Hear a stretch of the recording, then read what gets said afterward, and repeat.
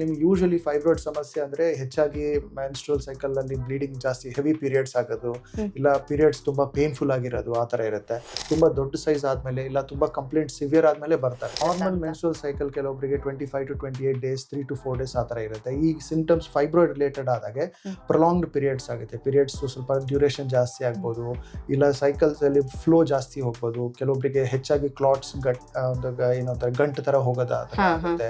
ಕಾರಣಗಳು usually specific ಆಗಿ reason ಇಲ್ಲ. They are all related to hormonal changes. ಈ ಹಾರ್ಮೋನಲ್ ಚೇಂಜಸ್ ಜೆನೆಟಿಕಲಿ ರಿಲೇಟೆಡ್. ಮನೇಲಿ ಯಾರಿಗಾದ್ರೂ ಅಮ್ಮ ತಂಗಿ ಅವ್ರ ಅಕ್ಕ ಅವ್ರಿಗಿದ್ರೆ ಸೊ ಅವರಲ್ಲೂ ಅದು ಒಂದು ಬರೋ ಚಾನ್ಸಸ್ ಇರುತ್ತೆ. ಪ್ರೊಸೆಸ್ಡ್ ಫುಡ್ ಆ ಥರ ತಿನ್ನೋ ಇದರಿಂದನೂ ಹಾರ್ಮೋನಲ್ ವೇರಿಯೇಷನ್ಸ್ ಆದರೆ ಸೊ ಪಾಸಿಬಿಲಿಟಿ ಇದು ಫೈಬ್ರಾಯ್ಡ್ ಬರೋ ಚಾನ್ಸಸ್ ಇರುತ್ತೆ. ಗರ್ಭಕೋಶದ ಗಡ್ಡೆ ಕ್ಯಾನ್ಸರ್ ಅಲ್ಲ. ಬೇಸಿಕಲಿ 99% ಅಂತ ಯೂಶಲಿ ಹೇಳ್ತಾರೆ. Majority of them are non cancerous. ಇದು ಬೇಸಿಕ್ಲಿ ಆ ಸ್ಮೂತ್ ಮಸಲ್ ಅಂದ್ರೆ ಮಸಲ್ ಯೂಟ್ರಸ್ ಒಳಗಡೆ ಇರೋದು ಓವರ್ ಗ್ರೋತ್ ಆಗಿ ಗಡ್ಡೆ ಫಾರ್ಮ್ ಆಗಿರುತ್ತೆ.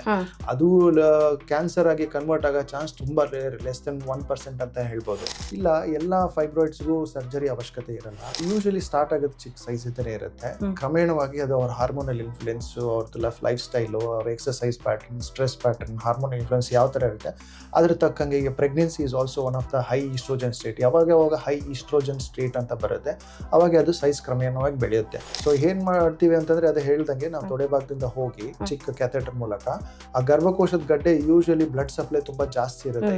ಈ ಗರ್ಭಕೋಶಕ್ಕೆ ಬರೋದು ರಕ್ತನಾಳ ಜಾಸ್ತಿ ಅಲ್ಲಿಗೆ ಹೋಗೋದ್ರಿಂದ ಅದು ಬೆಳೀತಾ ಇರುತ್ತೆ ಅಂಡರ್ ಹಾರ್ಮೋನ್ ಇನ್ಫ್ಲುಯೆನ್ಸ್. ಸೊ ನಾವು ಆ ರಕ್ತ ಸಪ್ಲೈ ಟು ಫೈಬ್ರಾಯ್ಡ್ ನ ನಿಲ್ಲಿಸ್ತೀವಿ. ನಿಲ್ಲಿಸಿದಾಗೆ ಅದು ಕ್ರಮೇಣವಾಗಿ ಚಿಕ್ಕದಾಗ್ತಾ ಬರುತ್ತೆ. ಹಾಗೆ ಸರ್ಜರಿ ಆದ್ಮೇಲೆ ಬೆಡ್ ರೆಸ್ಟ್, ಸ್ಟಿಚಸ್ ಇಶ್ಯೂಸ್ ಆ ಥರ ಇರಲ್ಲ. ಮನೇಲಿ ಕೆಲಸ ಮಾಡ್ಬೋದು. ಒಂದು 3-4 ದಿನ ರೆಸ್ಟ್ ಮಾಡಕ್ ಹೇಳ್ಬಿಟ್ಟು ಆಮೇಲೆ they can get back to work, ಮತ್ತೆ ಕೆಲ್ಸಕ್ಕೆ ಬೇಗ ಹೋಗ್ಬೋದು. ಮಿನಿಮಮ್ ಅಂದ್ರೆ ಸಣ್ಣ ವಯಸ್ಸಲ್ಲಿ ಫೈಬ್ರಾಯ್ಡ್ ಬರುತ್ತೆ ಅಂದ್ರೆ ಅಂದಾಜು ಯಾವ ವಯಸ್ಸಿಗೆ ಬರಬಹುದು? ಸೊ ಯೂಶಲಿ ಈಗ ಹೈ ವಯಸ್ಸಂತ ಪರ್ಟಿಕ್ಯುಲರ್ ಏಜ್ ಇಲ್ಲ. ಸೊ ತುಂಬಾ ಯಂಗ್ ಏಜಸ್ ಅಲ್ಲೂ ಇದೆ. 25 ಈಸ್ ದ ಯೂಶುವಲ್ ನಾರ್ಮ್ಸ್ ನಾವು ನೋಡೋ ಏಜ್. ಇದರಲ್ಲಾದ್ರೆ ನಿಮ್ಗೆ ಈ ತರ ಯಾವುದೇ ಹೋಲ್ ಆಗ್ಲಿ ಕಟ್ ಆಗ್ಲಿ ಅನೆಸ್ಥಿಷಿಯಾ ನೆಸೆಸಿಟಿ ಇರಲ್ಲ. ಜನರಲ್ ಸ್ಪೈನಲ್ ಅನೆಸ್ಥಿಷಿಯಾ ನೆಸೆಸಿಟಿ ಇರಲ್ಲ. ನಮ್ಮಲ್ಲಿ ಇಮಿಡಿಯೇಟ್ ಕೆಲವೊಂದ್ ಕಡೆ ಸೇಮ್ ಡೇನು ಡಿಸ್ಚಾರ್ಜ್ ಮಾಡ್ತಾರೆ, ಕೆಲವೊಬ್ರು 1 day ಇಟ್ಕೊಂಡು ನೆಕ್ಸ್ಟ್ ಡೇನು ಡಿಸ್ಚಾರ್ಜ್ ಇರುತ್ತೆ. ಇದು ಸ್ವಲ್ಪ ಅಡ್ವಾಂಟೇಜಸ್ ಇರುತ್ತೆ. ಆಮೇಲೆ ಮಲ್ಟಿಪಲ್ ಫೈಬ್ರಾಯ್ಡ್ಸ್ ಇದ್ರೆ ಸೇಮ್ ಇನ್ಸಿಷನ್ ಅಲ್ಲೇ ಹೋಗ್ಬಿಟ್ಟು ಎಲ್ಲಾನು ಒಂದೇ ಟೈಮ್ ಅಲ್ಲಿ ಟ್ರೀಟ್ ಮಾಡ್ಬೋದು. ಯೂಶಲಿ ಸಾಮಾನ್ಯವಾಗಿ ನಾವು ಕೆಲವೊಂದು ಪೇಷಂಟ್ ನೋಡಿದೀವಿ, ಫೈಬ್ರಾಯ್ಡ್ ಸಮಸ್ಯೆ ಇರುತ್ತೆ, ಈ ತರ ನಿಮ್ಮ ಅವೇರ್ನೆಸ್ ತರ ನೋಡ್ಕೊಂಡು ಬಂದು ಕೇಳ್ತಾರೆ, ನಾನು ಮುಂಚೆ ಸರ್ಜರಿ ಮಾಡಿಸ್ಕೋಬೇಕಂತಿದೆ ಯಾಕಂದ್ರೆ ನಂಗೆ ಕ್ಯಾನ್ಸರ್ ಭಯ ಇದೆ, ಸೊ ಗರ್ಭಕೋಶನ ತೆಗಿಸ್ಬೇಡ ಅಂತ. ಇಲ್ಲ, ಮೆಜಾರಿಟಿ ಆಫ್ ದ ಫೈಬ್ರಾಯ್ಡ್ಸ್ ಹೇಳ್ದಂಗೆ ಅದು ಕ್ಯಾನ್ಸರ್ ಇರಲ್ಲ. ಮ್ಯಾಲಿಗ್ನೆಂಟ್ ಟ್ರಾನ್ಸ್ಫಾರ್ಮೇಶನ್ ಆಗೋ ಚಾನ್ಸಸ್ ತುಂಬಾ ಕಮ್ಮಿ ಇರುತ್ತೆ. ಸೊ ಹಾಗಾಗಿ ನೀವು ಈ ಪರ್ಟಿಕ್ಯುಲರ್ ಟ್ರೀಟ್ಮೆಂಟ್ಸ್ ಮಾಡ್ಕೊಂಡ್ರಲ್ಲಿ ಏನೂ ತಪ್ಪಿರಲ್ಲ, ತೊಂದರೆನೂ ಆಗೋದಿಲ್ಲ. ಅನಿಮಿಯಾಗೆ ತುಂಬಾ ಸೆವರಲ್ ರೀಸನ್ಸ್ ಇರುತ್ತೆ. ಅದರಲ್ಲಿ ಈ fibroid is definitely one of the reason.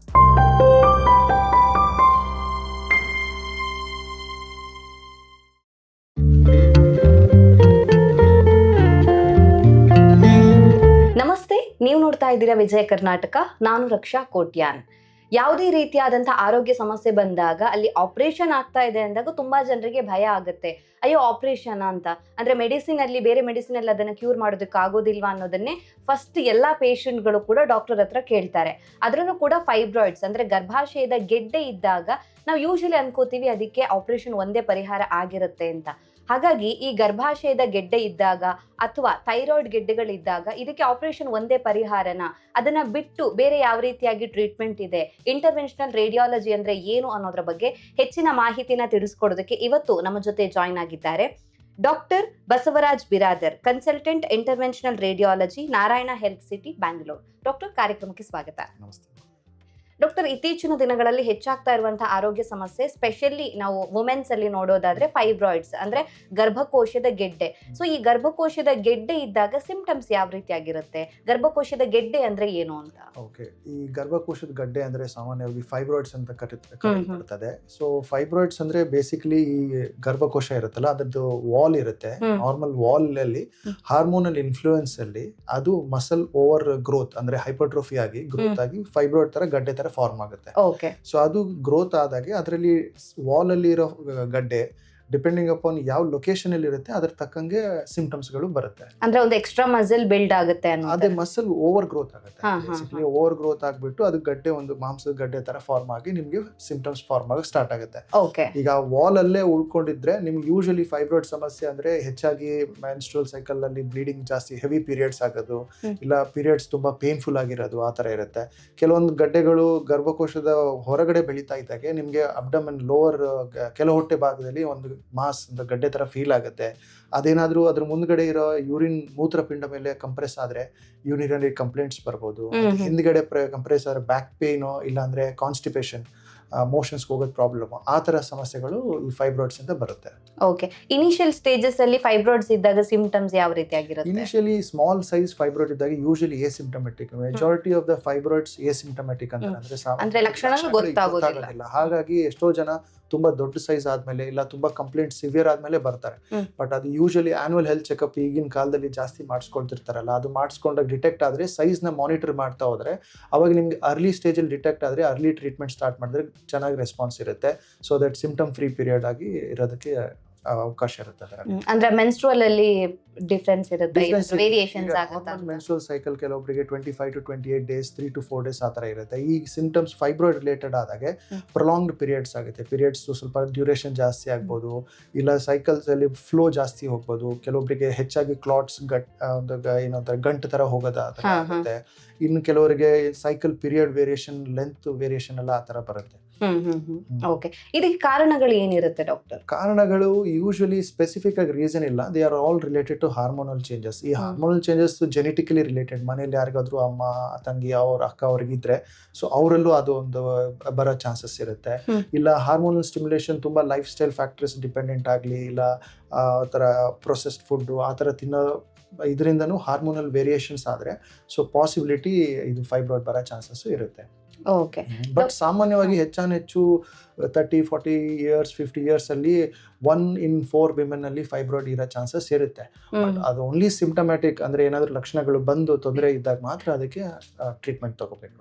ಅಂದ್ರೆ ನಾವು ಸೇವಿಸುವಂತ ಆಹಾರ ಕೂಡ ಗರ್ಭಕೋಶದ ಗೆಡ್ಡೆ ಬರೋದಕ್ಕೆ ಕಾರಣ ಆಗುತ್ತಾ? ಡೈರೆಕ್ಟ್ಲಿ ಲಿಂಕ್ ಇರಲ್ಲ, ಬಟ್ ಏನಂತಂದ್ರೆ ಅದರಿಂದ ನಿಮ್ಗೆ ಹಾರ್ಮೋನಲ್ ವೇರಿಯೇಷನ್ಸ್ ಆದಾಗೆ ಸೊ ಅದು ಈಸ್ಟ್ರೋಜನ್ ಜಾಸ್ತಿ ಸ್ಟಿಮ್ಯುಲೇಟ್ ಆದಾಗೆ ಅದು ಗರ್ಭಕೋಶದ ಇದರಲ್ಲಿ ಮಸಲ್ ಮೇಲೆ ಡಿಪೆಂಡ್, ಅಂದ್ರೆ ಅದ್ರ ಮೇಲೆ ಒತ್ತಡ ಬಿದ್ದಾಗ ಅವಾಗ ಫೈಬ್ರಾಯ್ಡ್ ಬರೋ ಚಾನ್ಸಸ್ ಇರುತ್ತೆ.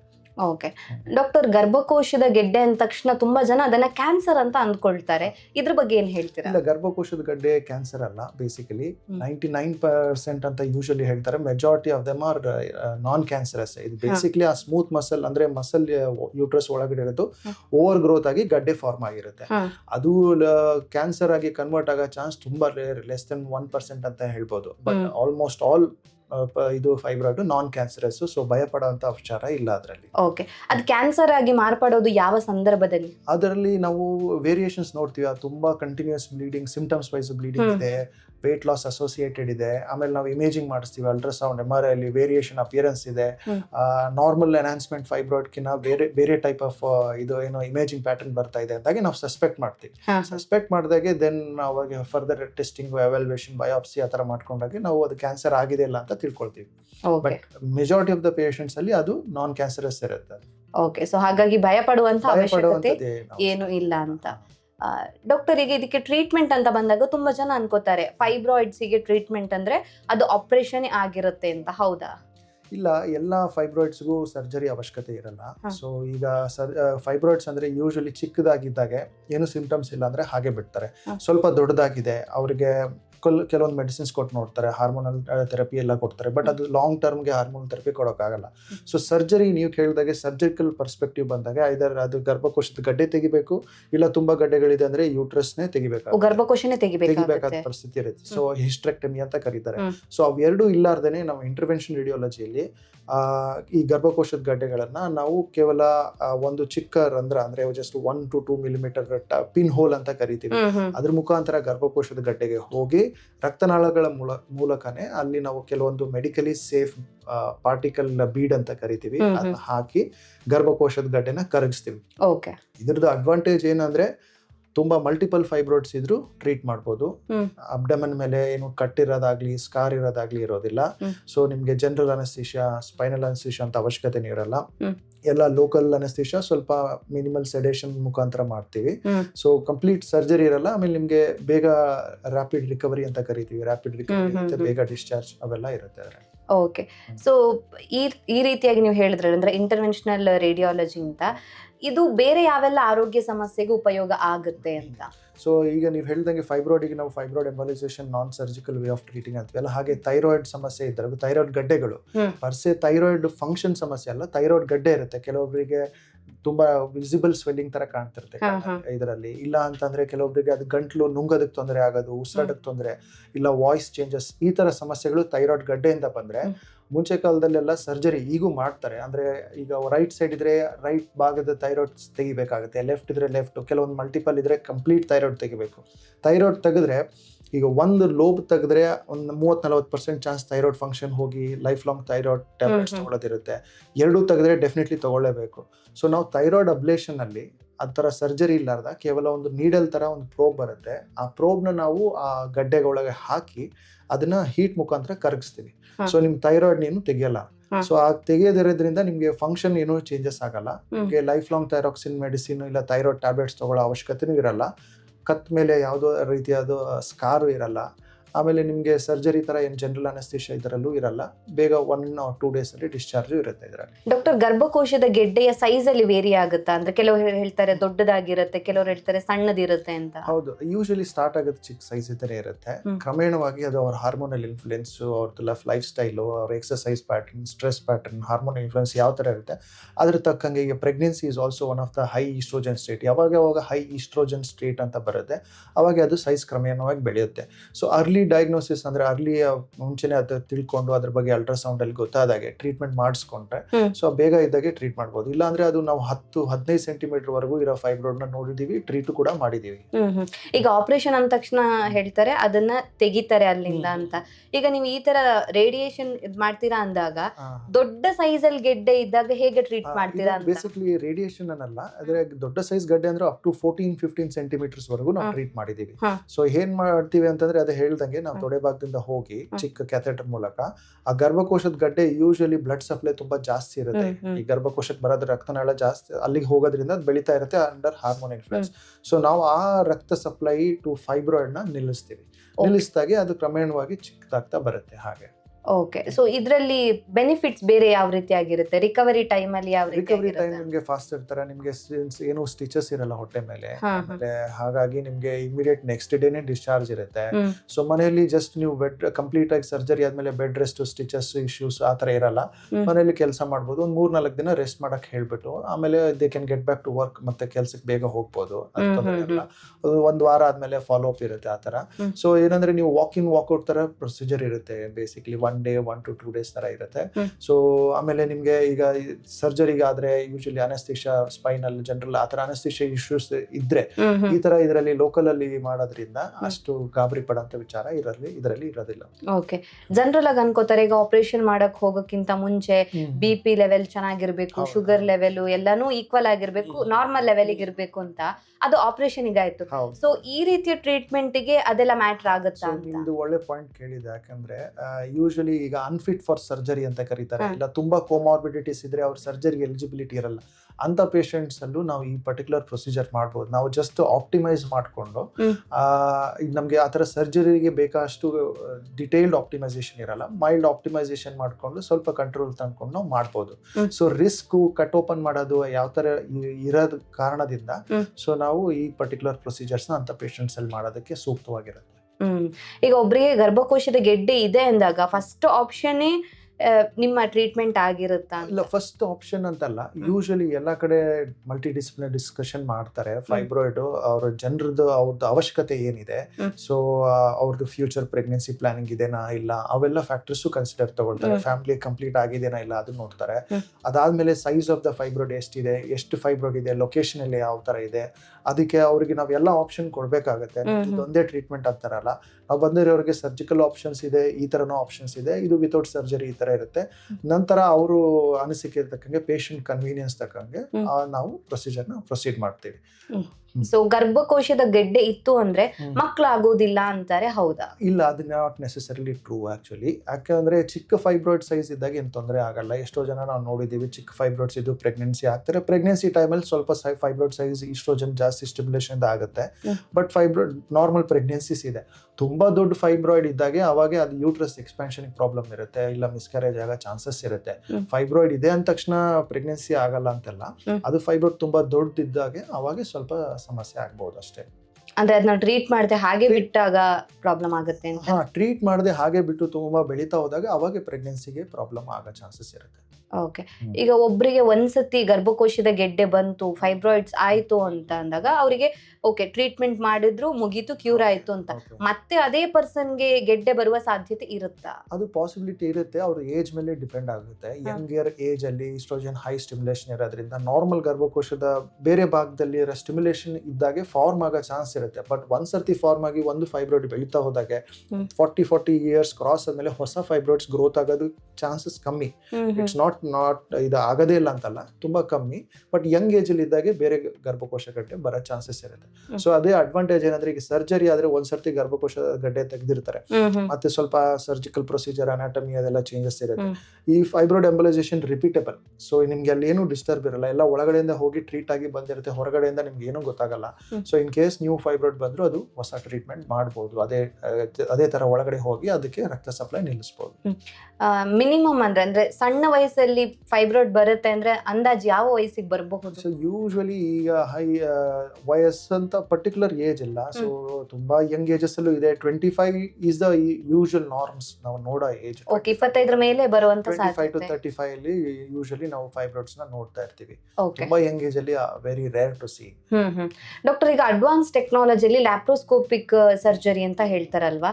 ಸೊ ಫೈಬ್ರಾಯ್ಡ್ಸ್ ಗೆ ಆ ಟ್ರೀಟ್ಮೆಂಟ್ ಆಪ್ಷನ್ಸ್ ಕೂಡ ಇದೆ. ಸೊ ಡಿಫರೆನ್ಸ್ ಯಾವ ರೀತಿ ಆಗಿದೆ? ಲ್ಯಾಪ್ರೋಸ್ಕೋಪಿ ಆಗ್ಲಿ ಇದು ಓಪನ್ ಸರ್ಜರಿ ಆಗ್ಲಿ ಎರಡು ಸರ್ಜಿಕಲ್ ವೇಸ್ ಆಫ್ ಟ್ರೀಟಿಂಗ್. ಲ್ಯಾಪ್ರೋಸ್ಕೋಪಿಲಿ ಅದರಲ್ಲೂ ಕೆಲವೊಂದು ಸೈಜ್ ರಿಸ್ಟ್ರಿಕ್ಷನ್ ಇರುತ್ತೆ, ಕೆಲವೊಂದು ಸೈಜ್ ವರೆಗೂ ಅವರು, ಯಾಕಂದ್ರೆ ಅದರಲ್ಲೂ ತುಂಬಾ ಚಿಕ್ಕ, ಈಗ ಸರ್ಜರಿ ಓಪನ್ ಸರ್ಜರಿ ಅಂದ್ರೆ ಪೂರ್ತಿ ಗರ್ಭಕೋಶದ ಇದು ಹೊಟ್ಟೆನ ಓಪನ್ ಮಾಡ್ಬಿಟ್ಟು ಅದನ್ನ ತೆಗಿಯೋದಿರುತ್ತೆ ಹೇಳೋದು. ಲ್ಯಾಪ್ರೋಸ್ಕೋಪಿಲಿ ಚಿಕ್ಕದು ಅವರು ಇದು ಏನ ಸ್ಕೋಪ್ ಗಳ ಹಾಕೊಂಡು ಮಾಡ್ತಾರೆ. ಸೊ ಬಟ್ ಅದರಲ್ಲೂ ಸೈಜ್ ಲಿಮಿಟೇಷನ್, ಅದರಲ್ಲಿ ತುಂಬಾ ದೊಡ್ಡದಿದೆ ಫೈಬ್ರಾಯ್ಡ್ ಅಂದ್ರೆ ಅವಾಗ ಓಪನ್ ಕನ್ವರ್ಟ್ ಮಾಡೋ ಚಾನ್ಸಸ್ ಇರುತ್ತೆ. ಅದು depends on each individual gynaecologist ತರ. ಸೊ ಅದು completely different way of treating. ಇದರಲ್ಲಿ ಯಾವುದೇ ತರದ್ದು ಹೊಟ್ಟೆ ಮೇಲೆ ಹೋಲ್ ಮಾಡೋದಿರಲ್ಲ, ಏನಿರಲ್ಲ. ಚಿಕ್ಕ ಕ್ಯಾಥೆಟರ್ ಮುಖಾಂತರ ತೊಡೆ ಭಾಗ ಇಲ್ಲ ಕೈ ಭಾಗದಿಂದ ಹೋಗ್ಬಿಟ್ಟು ಆ ಗರ್ಭಕೋಶ ಗಡ್ಡೆಗೆ ಮೆಡಿಸಿನ್ ಹಾಕಿ ಕರಗಿಸೋದಿರುತ್ತೆ. ಕರಗಿಸೋದು ಅಂದ್ರೆ ಲೈಕ್ ಈಗ ಎಷ್ಟು ದಿನ ಆದ್ಮೇಲೆ ಕರಗುತ್ತೆ? ಅದು ಒಂದು ತುಂಬಾ ಇಂಪಾರ್ಟೆಂಟ್ ಪಾಯಿಂಟ್. ಯಾಕಂದ್ರೆ ಈಗ ಸರ್ಜರಿಲಿ ಆದ್ರೆ ಇಮಿಡಿಯೇಟ್ ಆಗಿ ಫೈಬ್ರಾಯ್ಡ್ಸ್ ತೆಗಿತಾರೆ, ಇಲ್ಲ ಗರ್ಭಕೋಶನೇ ತೆಗಿತಾರೆ. ಇದು ಇಮಿಡಿಯೇಟ್ ಆಗಿ ಇದು ಆಗಲ್ಲ. ಸೊ ಅದು ನಾವು ಬ್ಲಾಕ್ ಆದ್ಮೇಲೆ ಅದು ಚಿಕ್ಕದಾಗಕ್ಕೆ ಅಟ್ಲೀಸ್ಟ್ 1 to 3 months ಆಗುತ್ತೆ. ಬಟ್ ಇಂಪಾರ್ಟೆಂಟ್ ಪಾಯಿಂಟ್ ಅಂದ್ರೆ ಎಲ್ಲಾ ಫೈಬ್ರಾಯ್ಡ್ ಗಡ್ಡೆ ಇಲ್ಲ ಸಮಸ್ಯೆ ಇಲ್ಲ ಸಿಂಪ್ಟಮ್ಸ್ ಲಕ್ಷಣಗಳು ಏನಿರುತ್ತೆ, ಪೇನ್ ಇರುತ್ತೆ, ಬ್ಲೀಡಿಂಗ್ ಇರುತ್ತೆ, ಅದು ನಿಮ್ಗೆ ಇಮಿಡಿಯೇಟ್ ಆಗಿ ಕಾಣಿಸುತ್ತೆ. ಬ್ಲೀಡಿಂಗ್ ಇರೋದಾಗ್ಲಿ ಪೇನ್ ಆಗೋದು ಇಮಿಡಿಯೇಟ್ ಆಗಿ ರೆಡ್ಯೂಸ್ ಆಗುತ್ತೆ. ಓವರ್ ಆಲ್ ಸೈಜ್ ರೆಡ್ಯೂಸ್ ಆಗಿ ನಿಮ್ಗೆ ಒಂದು 2 to 3 months ಆಗುತ್ತೆ. ನಮ್ಗೆ ಅರೌಂಡ್ 2 to 3 months ಅಲ್ಲಿ ಎಫೆಕ್ಟಿವ್ ಆಗಿ ಒಂದು 80-90% ಅದು ಪರ್ಸೆಂಟೇಜ್ ಫೈಬ್ರಾಯ್ಡ್ ರಿಡಕ್ಷನ್ ಆಗುತ್ತೆ. ಓಕೆ, ಸೊ 2 to 3 ತಿಂಗಳ ತನಕ ಗೆಡ್ಡೆ ಇರುತ್ತೆ, ಸಾಫ್ಟ್ ಆಗ್ತಾ ಹೋಗುತ್ತೆ. ಅದು ಅಂದ್ರೆ ತನ್ನಷ್ಟು ತಾನೇ ಕರಗ್ತಾ ಹೋಗುತ್ತೆ. ಬಟ್ ನಿಮ್ಗೆ ಬ್ಲೀಡಿಂಗ್ ಸಿಂಪ್ಟಮ್ಸ್ ಮತ್ತೆ ಏನ್ ಪೇನ್ ಸಿಂಪ್ಟಮ್ಸ್ ಇರುತ್ತೆ ಅದು ಇಮಿಡಿಯೇಟ್ ಆಗಿ ನೆಕ್ಸ್ಟ್ ಸೈಕಲ್ ಅಲ್ಲಿ ನೀವು ನೋಡಬಹುದು. ಸೊ ನಾವು ಹಾಗಾಗಿ ಆಫ್ಟರ್ 3 months ಅಲ್ಲಿ ಒಂದು MRI ಸ್ಕ್ಯಾನ್ ನ ರಿಪೀಟ್ ಮಾಡಿಸಿ ನೋಡ್ತೀವಿ. ಸೊ ಅವಾಗ ನಿಮ್ಗೆ ಒಂದು ಕ್ಲಿಯರ್ ಪಿಕ್ಚರ್ ಸಿಗುತ್ತೆ ಎಷ್ಟು ಪರ್ಸೆಂಟೇಜ್ ಕಮ್ಮಿ ಆಗಿದೆ. ಈಗ ನಿಮ್ಗೆ ಯಾವ್ದೇ ಮಾಡಿದಾರ ಇಲ್ಲ ಅಂತ ಒಂದು ಕಣ್ಮುಂದೆನೆ ಒಂದು ರಿಸಲ್ಟ್ ಇರುತ್ತೆ MRI ಅಲ್ಲಿ. ಓಕೆ, ಇಷ್ಟು ಪರ್ಸೆಂಟೇಜ್ ಕಮ್ಮಿ ಆಗಿದೆ, ನಮ್ಮ ಸಿಂಪ್ಟಮ್ ವೈಸ್ ಇಂಪ್ರೂವ್ಮೆಂಟ್ ಇದೆ, ಇಮೇಜಿಂಗ್ ವೈಸ್ ಆಗಿದೆ ಅಂದ್ರೆ then you will all be able to trust more that type of treatment ಅಂತ. ರೋಬೋಟಿಕ್ ಮತ್ತೆ ಲ್ಯಾಪ್ರೋಸ್ಕೋಪಿಕ್ ಸರ್ಜರಿ ಯೂಶಲಿ ಹೇಳ್ತಾರೆ ಅಡ್ವಾನ್ಸ್ ಟೆಕ್ನಾಲಜಿಯಲ್ಲಿ ಒಂದು ಅಂತ. ಅದ್ರಲ್ಲೂ ಹೇಳ್ತಾರೆ ಅಂದ್ರೆ ರಿಕವರಿ ಸ್ಟೇಜ್ ಬೇಗ ಇರುತ್ತೆ, ಕ್ಯೂರ್ ಇರುತ್ತೆ, ಬ್ಲಡ್ ಬರೋದಿಲ್ಲ, ಬೇಗ ಅವರು ಡಿಸ್ಚಾರ್ಜ್ ಆಗಿ ಹೋಗ್ಬೋದು ಅಂತ. ಸೊ ಇದ್ರಲ್ಲೂ ಕೂಡ ಸೇಮ್ ಇರುತ್ತೆ. ಅದೇ ಹೇಳಿದ ಪ್ರಕಾರ ರೋಬೋಟಿಕ್ ಆಗ್ಲಿ ಲ್ಯಾಪ್ರೋಸ್ಕೋಪಿ ಮೇಲೆ ಆದ್ರೆ ಹೊಟ್ಟೆಯಲ್ಲಿ ರಂಧ್ರ ಹಾಕಿ ಹೋಗ್ಬೇಕಾಗತ್ತೆ. 1-2-3 ಇನ್ಸ್ಟ್ರೂಮೆಂಟ್ ಯೂಸ್ ಮಾಡಿ ಮಾಡ್ತಾರೆ. ಸೊ ಯೂಶಲಿ ಇದು dealt by gynaecologist specialist. So ಇದರಲ್ಲಾದ್ರೆ ನಿಮ್ಗೆ ಈ ತರ ಯಾವುದೇ ಹೋಲ್ ಆಗ್ಲಿ ಕಟ್ ಆಗ್ಲಿ ಅನೆಸ್ಥಿಷಾ ನೆಸೆಸಿಟಿ ಇರಲ್ಲ, ಜನರಲ್ ಸ್ಪೈನಲ್ ಅನೆಸ್ಥಿಷಾ ನೆಸೆಸಿಟಿ ಇರಲ್ಲ. ನಮ್ಮಲ್ಲಿ ಇಮಿಡಿಯೇಟ್ ಕೆಲವೊಂದ್ ಕಡೆ ಸೇಮ್ ಡೇನು ಡಿಸ್ಚಾರ್ಜ್ ಮಾಡ್ತಾರೆ, ಕೆಲವರು 1 day ಇಟ್ಕೊಂಡು ನೆಕ್ಸ್ಟ್ ಡೇನು ಡಿಸ್ಚಾರ್ಜ್ ಇರುತ್ತೆ. ಇದು ಸ್ವಲ್ಪ ಅಡ್ವಾಂಟೇಜಸ್ ಇರುತ್ತೆ. ಆಮೇಲೆ ಮಲ್ಟಿಪಲ್ ಫೈಬ್ರಾಯ್ಡ್ಸ್ ಇದ್ರೆ ಸೇಮ್ ಇನ್ಸಿಷನ್ ಅಲ್ಲೇ ಹೋಗ್ಬಿಟ್ಟು ಎಲ್ಲಾನು ಒಂದೇ ಟೈಮ್ ಅಲ್ಲಿ ಟ್ರೀಟ್ ಮಾಡಿ ಮಾಡಬಹುದು. ಓಕೆ. ಒಂದ್ ವೇಳೆ ಥೈರಾಯ್ಡ್ ಗೆಡ್ಡೆ ಇದ್ರೆ ಅದು ಕರಗೋದಕ್ಕೆ ಎಷ್ಟು ಟೈಮ್ ತಗೊಳುತ್ತೆ? ಗಡ್ಡೆ ಅದೇ ಯೂಶಲಿ ಈ ತರ ಪರ್ಟಿಕ್ಯುಲರ್ ಟ್ರೀಟ್ಮೆಂಟ್ಸ್ ಅಲ್ಲಿ ಕರ್ಗೋದಕ್ಕೆ ಟೈಮ್ 1-2 ಮಂತ್ಸ್ ಆ ಥರ ಆಗುತ್ತೆ. ಬಟ್ ನಿಮಗೆ ಸಿಂಟಮ್ಸ್ ಈ ರಿಡಕ್ಷನ್ ಅದು ಏನು ನಿಮಗೆ ಇದಿರುತ್ತಲ್ಲ ಅದು ಇಮಿಡಿಯೇಟ್ ಆಗಿ ನೋಡಕ್ ಸಿಗುತ್ತೆ. ಥೈರಾಯ್ಡ್ ಅಲ್ಲೂ ಅಷ್ಟೇ, ನಾವು ಆ ನೀಡಲ್ ಹಾಕಿ ಹೀಟ್ ಕೊಟ್ಟು ಅದು ಹೀಟ್ ಮಾಡಿದ್ಮೇಲೆ ಸೈಜ್ ಮೇಲೆ ಡಿಪೆಂಡ್ ಆಗುತ್ತೆ. ತುಂಬಾ ದೊಡ್ಡದಿದ್ರೆ ನಾವು 1-2 ಸೆಷನ್ ಆ ಥರ ಮಾಡೋ ಅವಶ್ಯಕತೆ ಇರುತ್ತೆ. ಚಿಕ್ಕದು 3 ಸೆಂಟಿಮೀಟರ್ 4 ಸೆಂಟಿಮೀಟರ್ ಇದ್ರೆ ಒಂದೇ ಸೆಷನ್ ಅಲ್ಲಿ ಮುಗಿಸ್ಬೋದು. ಟ್ರೀಟ್ ಮಾಡಿದ್ಮೇಲೆ ಅದು ಹೀಟ್ ಕರ್ಗಕ್ಕೆ ನಿಮಗೆ 1-2 ಮಂತ್ಸ್ ಆ ಥರ ಆಗುತ್ತೆ. ಓಕೆ. ಈ ಇಂಟರ್ವೆನ್ಷನಲ್ ರೇಡಿಯಾಲಜಿಯಿಂದ ಬೇರೆ ಯಾವೆಲ್ಲ ಆರೋಗ್ಯ ಸಮಸ್ಯೆಗೆ ಪರಿಹಾರ ಸಿಗುತ್ತೆ? ಓಕೆ, ಸೊ ಇದರಲ್ಲಿ ನಾವು ಈಗ ಫೈಬ್ರಾಯ್ಡ್ ಥೈರಾಯ್ಡ್ ತರನೇ ಈಗ ವಯಸ್ಸಾದವರಲ್ಲಿ ಆಸ್ಟಿಯಾರ್ಥರೈಟಿಸ್ ಇರುತ್ತೆ, ನೀ ಪೇನ್ ಆ ಥರ ಇರುತ್ತೆ. ಅವರಿಗೆ ಮೆಡಿಸಿನ್ ಟ್ರೈ ಮಾಡಿರ್ತಾರೆ, ಫಿಸಿಯೋಥೆರಪಿ ಮಾಡಿರ್ತಾರೆ, ಸ್ಟ್ರೆಂಥನಿಂಗ್ ಎಕ್ಸರ್ಸೈಸ್ ಮಾಡಿರ್ತಾರೆ. ಅದಾದ್ಮೇಲೂ ಅವರಿಗೆ ಇನ್ನೂ ಆದ್ರೂ ಪೇನ್ ಆಗ್ತಾ ಇದೆ, ನೀ ರಿಪ್ಲೇಸ್ಮೆಂಟ್ ಮಾಡಬೇಕು ಅಂತ ಬಂದ್ರೆ ಸೊ ಅಲ್ಲಿ ನಾವು ಜೆನಿಕ್ಯುಲರ್ ಆರ್ಟರಿ ಎಂಬೋಲೈಸೇಷನ್ ಅಂತ ಮಾಡ್ತೀವಿ. ಅಂದ್ರೆ ಅಲ್ಲಿ ಏನಾಗಿರುತ್ತೆ, ಆಸ್ಟಿಯಾರ್ಥರೈಟಿಸ್ ಅಲ್ಲಿ ಆ ಪರ್ಟಿಕ್ಯುಲರ್ ಸೈನೋವಿಯಂ ಸ್ವಲ್ಪ ಇನ್ಫ್ಲಮೇಷನ್ ಇರೋದ್ರಿಂದ ಅದರಿಂದ ನಮಗೆ ಪೇನ್ ಜಾಸ್ತಿ ಬರುತ್ತೆ. ಸೊ ನಾವು ಆ ರಕ್ತನಾಳಗಳು ಎಲ್ಲಿ ಆ ಸೈನೋವಿಯಂ ಅಬ್ನಾರ್ಮಲ್ಗೆ ಇದಕ್ಕೆ ಹೋಗುತ್ತಲ್ಲ ಅದನ್ನ ರಕ್ತನಾಳನ ಬಂದ್ ಮಾಡಿದ್ರೆ ಅವಾಗ ಅವ್ರಿಗೆ ಪೇನ್ ಕಮ್ಮಿ ಆಗುತ್ತೆ, ಸ್ವಲ್ಪ ಮೂವ್ಮೆಂಟು ಮೊಬಿಲಿಟಿ ಎಲ್ಲ ಇಂಪ್ರೂವ್ ಆಗುತ್ತೆ. ಸೊ ಹಾಗೆ ಒಂದು ಆಸ್ಟಿಯೋಆರ್ಥರೈಟಿಸ್ ಮಾಡ್ತೀವಿ.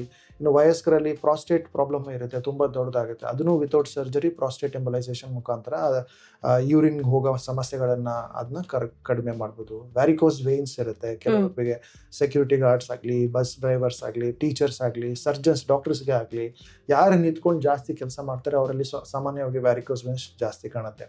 ಸೊ ಅಂಥವ್ರಿಗೂ ನಾವು ಈ ವಿತೌಟ್ ಸರ್ಜರಿನೇ ಕೇವಲ ಲೇಸರ್ ಮುಖಾಂತರ ಇಲ್ಲ RF ಮುಖಾಂತರ ಇಲ್ಲ ವೀನಾಸೀಲ್ ಅಂತ ಹೊಸ ಟ್ರೀಟ್ಮೆಂಟ್ ಇದೆ, ಅದ್ರ ಮುಖಾಂತರ ವ್ಯಾರಿಕೋಸ್ ವೇನ್ಸ್ನು ಟ್ರೀಟ್ ಮಾಡ್ತೀವಿ. ಓಕೆ. ಇದರಿಂದ ಸೈಡ್ ಎಫೆಕ್ಟ್ಸ್ ಇರುತ್ತೆ ಡಾಕ್ಟರ್? ಸೈಡ್ ಎಫೆಕ್ಟ್ಸ್ ಅಂತಿರಲ್ಲ, ಇದರಲ್ಲಿ ಬೇಸಿಕ್ಲಿ ನಾವು ಈಗ ಸರ್ಜರಿನ ಅವಾಯ್ಡ್ ಮಾಡೋ ಕೆಲವೊಂದು ರೀಸನ್ ನೀವು ಮುಂಚೆ ಕೇಳ್ದಂಗೆ, ಈಗ ಕೋಮಾರ್ಬಿಡಿಟೀಸ್ ಆಗಲಿ, ವಯಸ್ಸಾದವರಾಗಲಿ, ಇಲ್ಲ ಸೂಟಬಿಲಿಟಿ ಇರಲ್ಲ. ಸೊ ಅಂಥವರಲ್ಲಿ ನಾವು ಇದು ಲೋಕಲ್ ಅನೆಸ್ಥಿಷಿಯಾ ಅಲ್ಲಿ ಮುಗಿಸೋದ್ರಿಂದ ಸೊ ಮೆಜಾರಿಟಿ ಆಫ್ ದ ಪೇಷಂಟ್ಸ್ಗೆ ಈ ಥರ ಸರ್ಜಿಕಲ್ ರಿಸ್ಕ್ಸ್ ಇರಲ್ಲ. ಸೈಡ್ ಎಫೆಕ್ಟ್ಸ್ ಅಂದ್ರೆ ಯಾವುದೇ ಸರ್ಜಿಕಲ್ ಪ್ರೊಸೀಜರ್ ತಗೊಳ್ಳಿ ಇಲ್ಲ ಯಾವುದೇ ಇಂಟರ್ವೆನ್ಷನಲ್ ಮೆಡಿಸಿನ್ ತಗೊಳ್ಳಿ, ಮಿನಿಮಲ್ ಸೈಡ್ ಎಫೆಕ್ಟ್ಸ್ ಅಷ್ಟು ಬೇಸಿಕ್ ಆಗಿರುತ್ತೆ. ಬಟ್ ಅದನ್ನೆಲ್ಲ ನಾವು ಎಕ್ಸ್ಪ್ಲೇನ್ ಮಾಡಿ ಅದು ಕನ್ಸೆಂಟ್ ತಗೊಂಡ್ಮೇಲೆ ವಿಲ್ ಪ್ರೊಸೀಡ್. ಓಕೆ. ಈಗ ನಿಮ್ಮ ಹತ್ರ ಬರುವಂತ ಪೇಷಂಟ್ಗಳು ಅವರೇ ಈ ತರ ನಮ್ಗೆ ಸರ್ಜರಿ ಬೇಡ, ಈ ತರನೇ ನಮ್ಗೆ ಕರಗಿಸಿ ಗೆಡ್ಡೆನ ಅಂತ ಹೇಳ್ತಾರ, ಅಥವಾ ನೀವೇ ಪೇಷಂಟ್ ಕಂಡೀಷನ್ ಮೇಲೆ ರೆಕಮೆಂಡ್ ಮಾಡ್ತೀರಾ, ಹೇಗೆ ಅಂತ? ಮೆಜಾರಿಟಿ ಆಫ್ ದ ನಮ್ ಪೇಷಂಟ್ಸ್ ಈಗ ಬರೋದು ಹೇಗೆ ಅಂದ್ರೆ ಕೆಲವೊಬ್ರಿಗೆ ಗೊತ್ತಿರಲ್ಲ, ಈಗ ಟಿವಿಲಿ ಈ ತರ ಆಪ್ಷನ್ ಇದೆ ಅನ್ನೋದೇ ತುಂಬಾ ಜನರಿಗೆ ಗೊತ್ತಿರೋದಿಲ್ಲ. ನಿಮ್ ಮುಖಾಂತರ ನೀವು ಸ್ವಲ್ಪ ಅವೇರ್ನೆಸ್ ಕ್ರಿಯೇಟ್ ಮಾಡಿರ್ತೀರಾ, ಆ ಅವೇರ್ನೆಸ್ ತಿಳ್ಕೊಂಡ್ಬಿಟ್ಟು ಬರ್ತಾರೆ.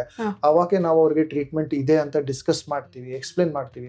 ಕೆಲವೊಬ್ಬರಿಗೆ ಇನಿಷಿಯಲಿ ನೋಡಿದಾಗ ನಂಬಿಕೆ ಬರಕ್ ಡೌಟ್, ಯಾಕಂದ್ರೆ ಎಲ್ಲಾ ಕಡೆ ಹೋದಲ್ಲಿ ಸಾಮಾನ್ಯವಾಗಿ ಮುಂಚೆ ಕಾಲದಿಂದನೂ ಸರ್ಜರಿ ಆಪ್ಷನ್ ಇದೆ, ಇಲ್ಲ ಮೆಡಿಸಿನ್ ಕೊಡ್ತಿರ್ತಾರೆ. ಈ ತರ ಟ್ರೀಟ್ಮೆಂಟ್ ನೀವು ಅವೇರ್ನೆಸ್ ಕ್ರಿಯೇಟ್ ಮಾಡಿದ್ಮೇಲೆ ಅವ್ರಿಗೆ ಗೊತ್ತಾಗುತ್ತೆ, ಬಂದಾಗೆ ಎಕ್ಸ್ಪ್ಲೇನ್ ಮಾಡ್ತೀವಿ.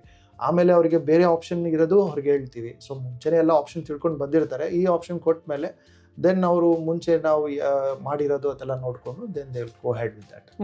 ಅಂದ್ರೆ ಜನರಲ್ ಆಗಿ ಅನ್ಕೊಳ್ಳೋದು, ಈಗ ಗೆಡ್ಡೆ ಬಂತು ಅಂತ ಹೇಳಿದ್ರೆ ಅದು ಯಾವುದೇ ಗೆಡ್ಡೆ ಆದ್ರೂ ಆಪರೇಷನ್ ಫಸ್ಟ್ ಟ್ರೀಟ್ಮೆಂಟ್ ಆಪ್ಷನ್ಸ್ ಅಂತ ತುಂಬಾ ಜನ ಅನ್ಕೊಂಡಿರ್ತಾರೆ. ಅದ್ರಲ್ಲೂ ಕೂಡ ಗರ್ಭಕೋಶದ ಗೆಡ್ಡೆ ಬಂತು ಅಂದಾಗ ಅದು ಫಿಕ್ಸ್ ಆಗಿರುತ್ತೆ, ಗೆಡ್ಡೆ ಬಂತ ಅವ್ರಿಗೆ ಆಪರೇಷನ್ ಮಾಡ್ಲೇಬೇಕು ಅಂತ. ಆದ್ರೆ ಆಪರೇಷನ್ ಒಂದೇ ಪರಿಹಾರ ಅಲ್ಲ, ಆಪರೇಷನ್ ಮಾಡದೆ ಕೂಡ ಈ ರೀತಿ ಟ್ರೀಟ್ಮೆಂಟ್ ಮುಖಾಂತರ ಮಾಡಬಹುದು ಅನ್ನುವಂಥದ್ದು. ಬೇರೆ ಏನಾದ್ರೂ ಈ ಟ್ರೀಟ್ಮೆಂಟ್ ಬಗ್ಗೆ ಜನರಲ್ಲಿ ಏನಾದ್ರೂ ಮಿತ್ಸ್ ಅಥವಾ ಮಿಸ್ಕನ್ಸೆಪ್ಷನ್, ತಪ್ಪು ಕಲ್ಪನೆಗಳೇನಾದ್ರೂ ಇದೆಯಾ? ಯೂಶಲಿ ಸಾಮಾನ್ಯವಾಗಿ ನಾವು ಕೆಲವೊಂದು ಪೇಷಂಟ್ ನೋಡಿದೀವಿ, ಫೈಬ್ರಾಯ್ಡ್ ಸಮಸ್ಯೆ ಇರುತ್ತೆ, ಈ ತರ ನಿಮ್ಮ ಅವೇರ್ನೆಸ್ ತರ ನೋಡ್ಕೊಂಡು ಬಂದು ಕೇಳ್ತಾರೆ, ನಾನು ಮುಂಚೆ ಸರ್ಜರಿ ಮಾಡಿಸ್ಕೋಬೇಕಂತಿದೆ ಯಾಕಂದ್ರೆ ನಂಗೆ ಕ್ಯಾನ್ಸರ್ ಭಯ ಇದೆ, ಸೊ ಗರ್ಭಕೋಶನ ತೆಗಿಸ್ಬೇಡ ಅಂತ. ಇಲ್ಲ, ಮೆಜಾರಿಟಿ ಆಫ್ ದ ಫೈಬ್ರಾಯ್ಡ್ಸ್ ಹೇಳ್ದಂಗೆ ಅದು ಕ್ಯಾನ್ಸರ್ ಇರಲ್ಲ, ಮ್ಯಾಲಿಗ್ನೆಂಟ್ ಟ್ರಾನ್ಸ್ಫಾರ್ಮೇಶನ್ ಆಗೋ ಚಾನ್ಸಸ್ ತುಂಬಾ ಕಮ್ಮಿ ಇರುತ್ತೆ. ಸೊ ಹಾಗಾಗಿ ನೀವು ಈ ಪರ್ಟಿಕ್ಯುಲರ್ ಟ್ರೀಟ್ಮೆಂಟ್ಸ್ ಮಾಡ್ಕೊಂಡದ್ರಲ್ಲಿ ಏನು ತಪ್ಪಿರಲ್ಲ, ತೊಂದರೆನೂ ಆಗೋದಿಲ್ಲ. ಸೊ ನಾನ್ ಸರ್ಜಿಕಲ್ ಆಲ್ಟರ್ನೇಟಿವ್ಸ್ ಅಂತ ಕರಿತೀವಿ ಈ ಪರ್ಟಿಕ್ಯುಲರ್ ಪ್ರೊಸೀಜರ್ ಗಳಿಗೆ. ಸೊ ಎಷ್ಟೇ ಸಿವಿಯರ್ ಇದ್ರು, ಎಷ್ಟೇ ದೊಡ್ಡ ಗೆಡ್ಡೆ ಇದ್ರು ಕೂಡ ಅದನ್ನ ಕರಗಿಸಬಹುದು. ನಾವು ಈಗ ಡಿಸೈಡ್ ಮಾಡೋ ಕ್ರೈಟೀರಿಯಾಸ್ ಇರುತ್ತೆ. ಕೆಲವೊಂದು ಆ size of the fibroid, location of the fibroid ಅದನ್ನ ನೋಡ್ತೀವಿ. ಲೊಕೇಶನ್ ತುಂಬಾ ಸಬ್ಮ್ಯೂಕೋಸಲ್ ಅಂತ ಕರೀತಾರೆ. ಕೆಲವೊಂದು ಗರ್ಭಕೋಶದ ಎಲ್ಲಿ ಮುಟ್ಟಾಗ ಜಾಗದಲ್ಲಿ ಇದ್ದಾಗೆ ನಾವು ಸರ್ಜರಿನೇ ರೆಕಮೆಂಡ್ ಮಾಡ್ತೀವಿ. ಅದು ಬೇರೆ ಭಾಗದಲ್ಲಿ ಇದೆ, ಅಪ್ ಟು 15 ಸೆಂಟಿಮೀಟರ್ಸ್ ವರೆಗೂ ನಾವು ಟ್ರೀಟ್ ಮಾಡಿದೀವಿ, ಮಾಡಬಹುದು. ಈಗ ಒಂದು ಪೇಷಂಟಿಗೆ ಫಸ್ಟ್ಗೆ ನೀವು ಆಗ್ಲೇ ಮಾತಾಡ್ತಾ ಹೇಳಿದ್ರಿ, ಒಮ್ಮೆ ಗರ್ಭಕೋಶದ ಗೆಡ್ಡೆ ಬಂತು ಅಂದ್ರೆ ಮತ್ತೆ ಕೂಡ ಬರುವಂತ ಸಾಧ್ಯತೆ ಇರುತ್ತೆ ಅಂತ. ಈಗ ಫಸ್ಟ್ ಟೈಮ್ ಅವರು ಆಪರೇಷನ್ ಮಾಡ್ಕೊಂಡಿರ್ತಾರೆ, ಸೆಕೆಂಡ್ ಟೈಮ್ ಬಂತು ಇನ್ ಕೇಸ್ ಬಂತು ಅಂದಾಗ ನಮ್ಗೆ ಆಪರೇಷನ್ ಬೇಡ, ಈ ರೀತಿಯಾಗಿ ನಾವು ಮಾಡೋಣ, ಇಂಟರ್ವೆನ್ಷನಲ್ ರೇಡಿಯಾಲಜಿ ಮಾಡೋಣ ಅಂತ ಅನ್ಕೊಂಡಿರ್ತಾರೆ. ಆ ಟೈಮಲ್ಲಿ ಆ ತರ ಮಾಡಬಹುದಾ? ಫಸ್ಟ್ ಆಪರೇಷನ್ ಮಾಡಿ ಸೆಕೆಂಡ್ ಟೈಮ್ ಬರಬಹುದಾ? ಇದು ಎಕ್ಸಲೆಂಟ್ ಕ್ವಶನ್ ಆಕ್ಚುಲಿ. ಯಾಕಂದ್ರೆ ವಿ ಹ್ಯಾಡ್ ಒನ್ ಪೇಷಂಟ್, ನಮ್ಗೆ ಹತ್ರ ಒಂದು ಪೇಷಂಟ್ ಬಂದಿದ್ರು ಅಸ್ಸಾಮಿಂದ. ಸೊ ಅವರು ಈ ಒಂದು 10 ಸೆಂಟಿಮೀಟರ್ ಫೈಬ್ರಾಯ್ಡ್ ಇತ್ತು, ಎಕ್ಸಸೈಸ್ ಮಾಡಿದ್ರು, ಮತ್ತೆ ರಿಕರೆನ್ಸ್ ಆಯ್ತು 3 ಇಯರ್ಸ್ ಆದ್ಮೇಲೆ. ಸೊ ಮತ್ತೆ 8 ಸೆಂಟಿಮೀಟರ್ ಆಯ್ತು. ಅವರು ಸರ್ಜರಿಗೆ ಮತ್ತೆ ಹೋಗೋ ಇದ್ದಿದ್ದಿಲ್ಲ, ಪ್ಲಾನ್ ಇದ್ದಿಲ್ಲ. ಸೊ ಅವ್ರಿಗೆ ಬಂದಾಗೆ ನಾವು ಫೈಬ್ರಾಯ್ಡ್ ಎಂಬಲೇಷನ್ ಮಾಡ್ಬಿಟ್ಟು ಕಳಿಸಿದ್ವಿ.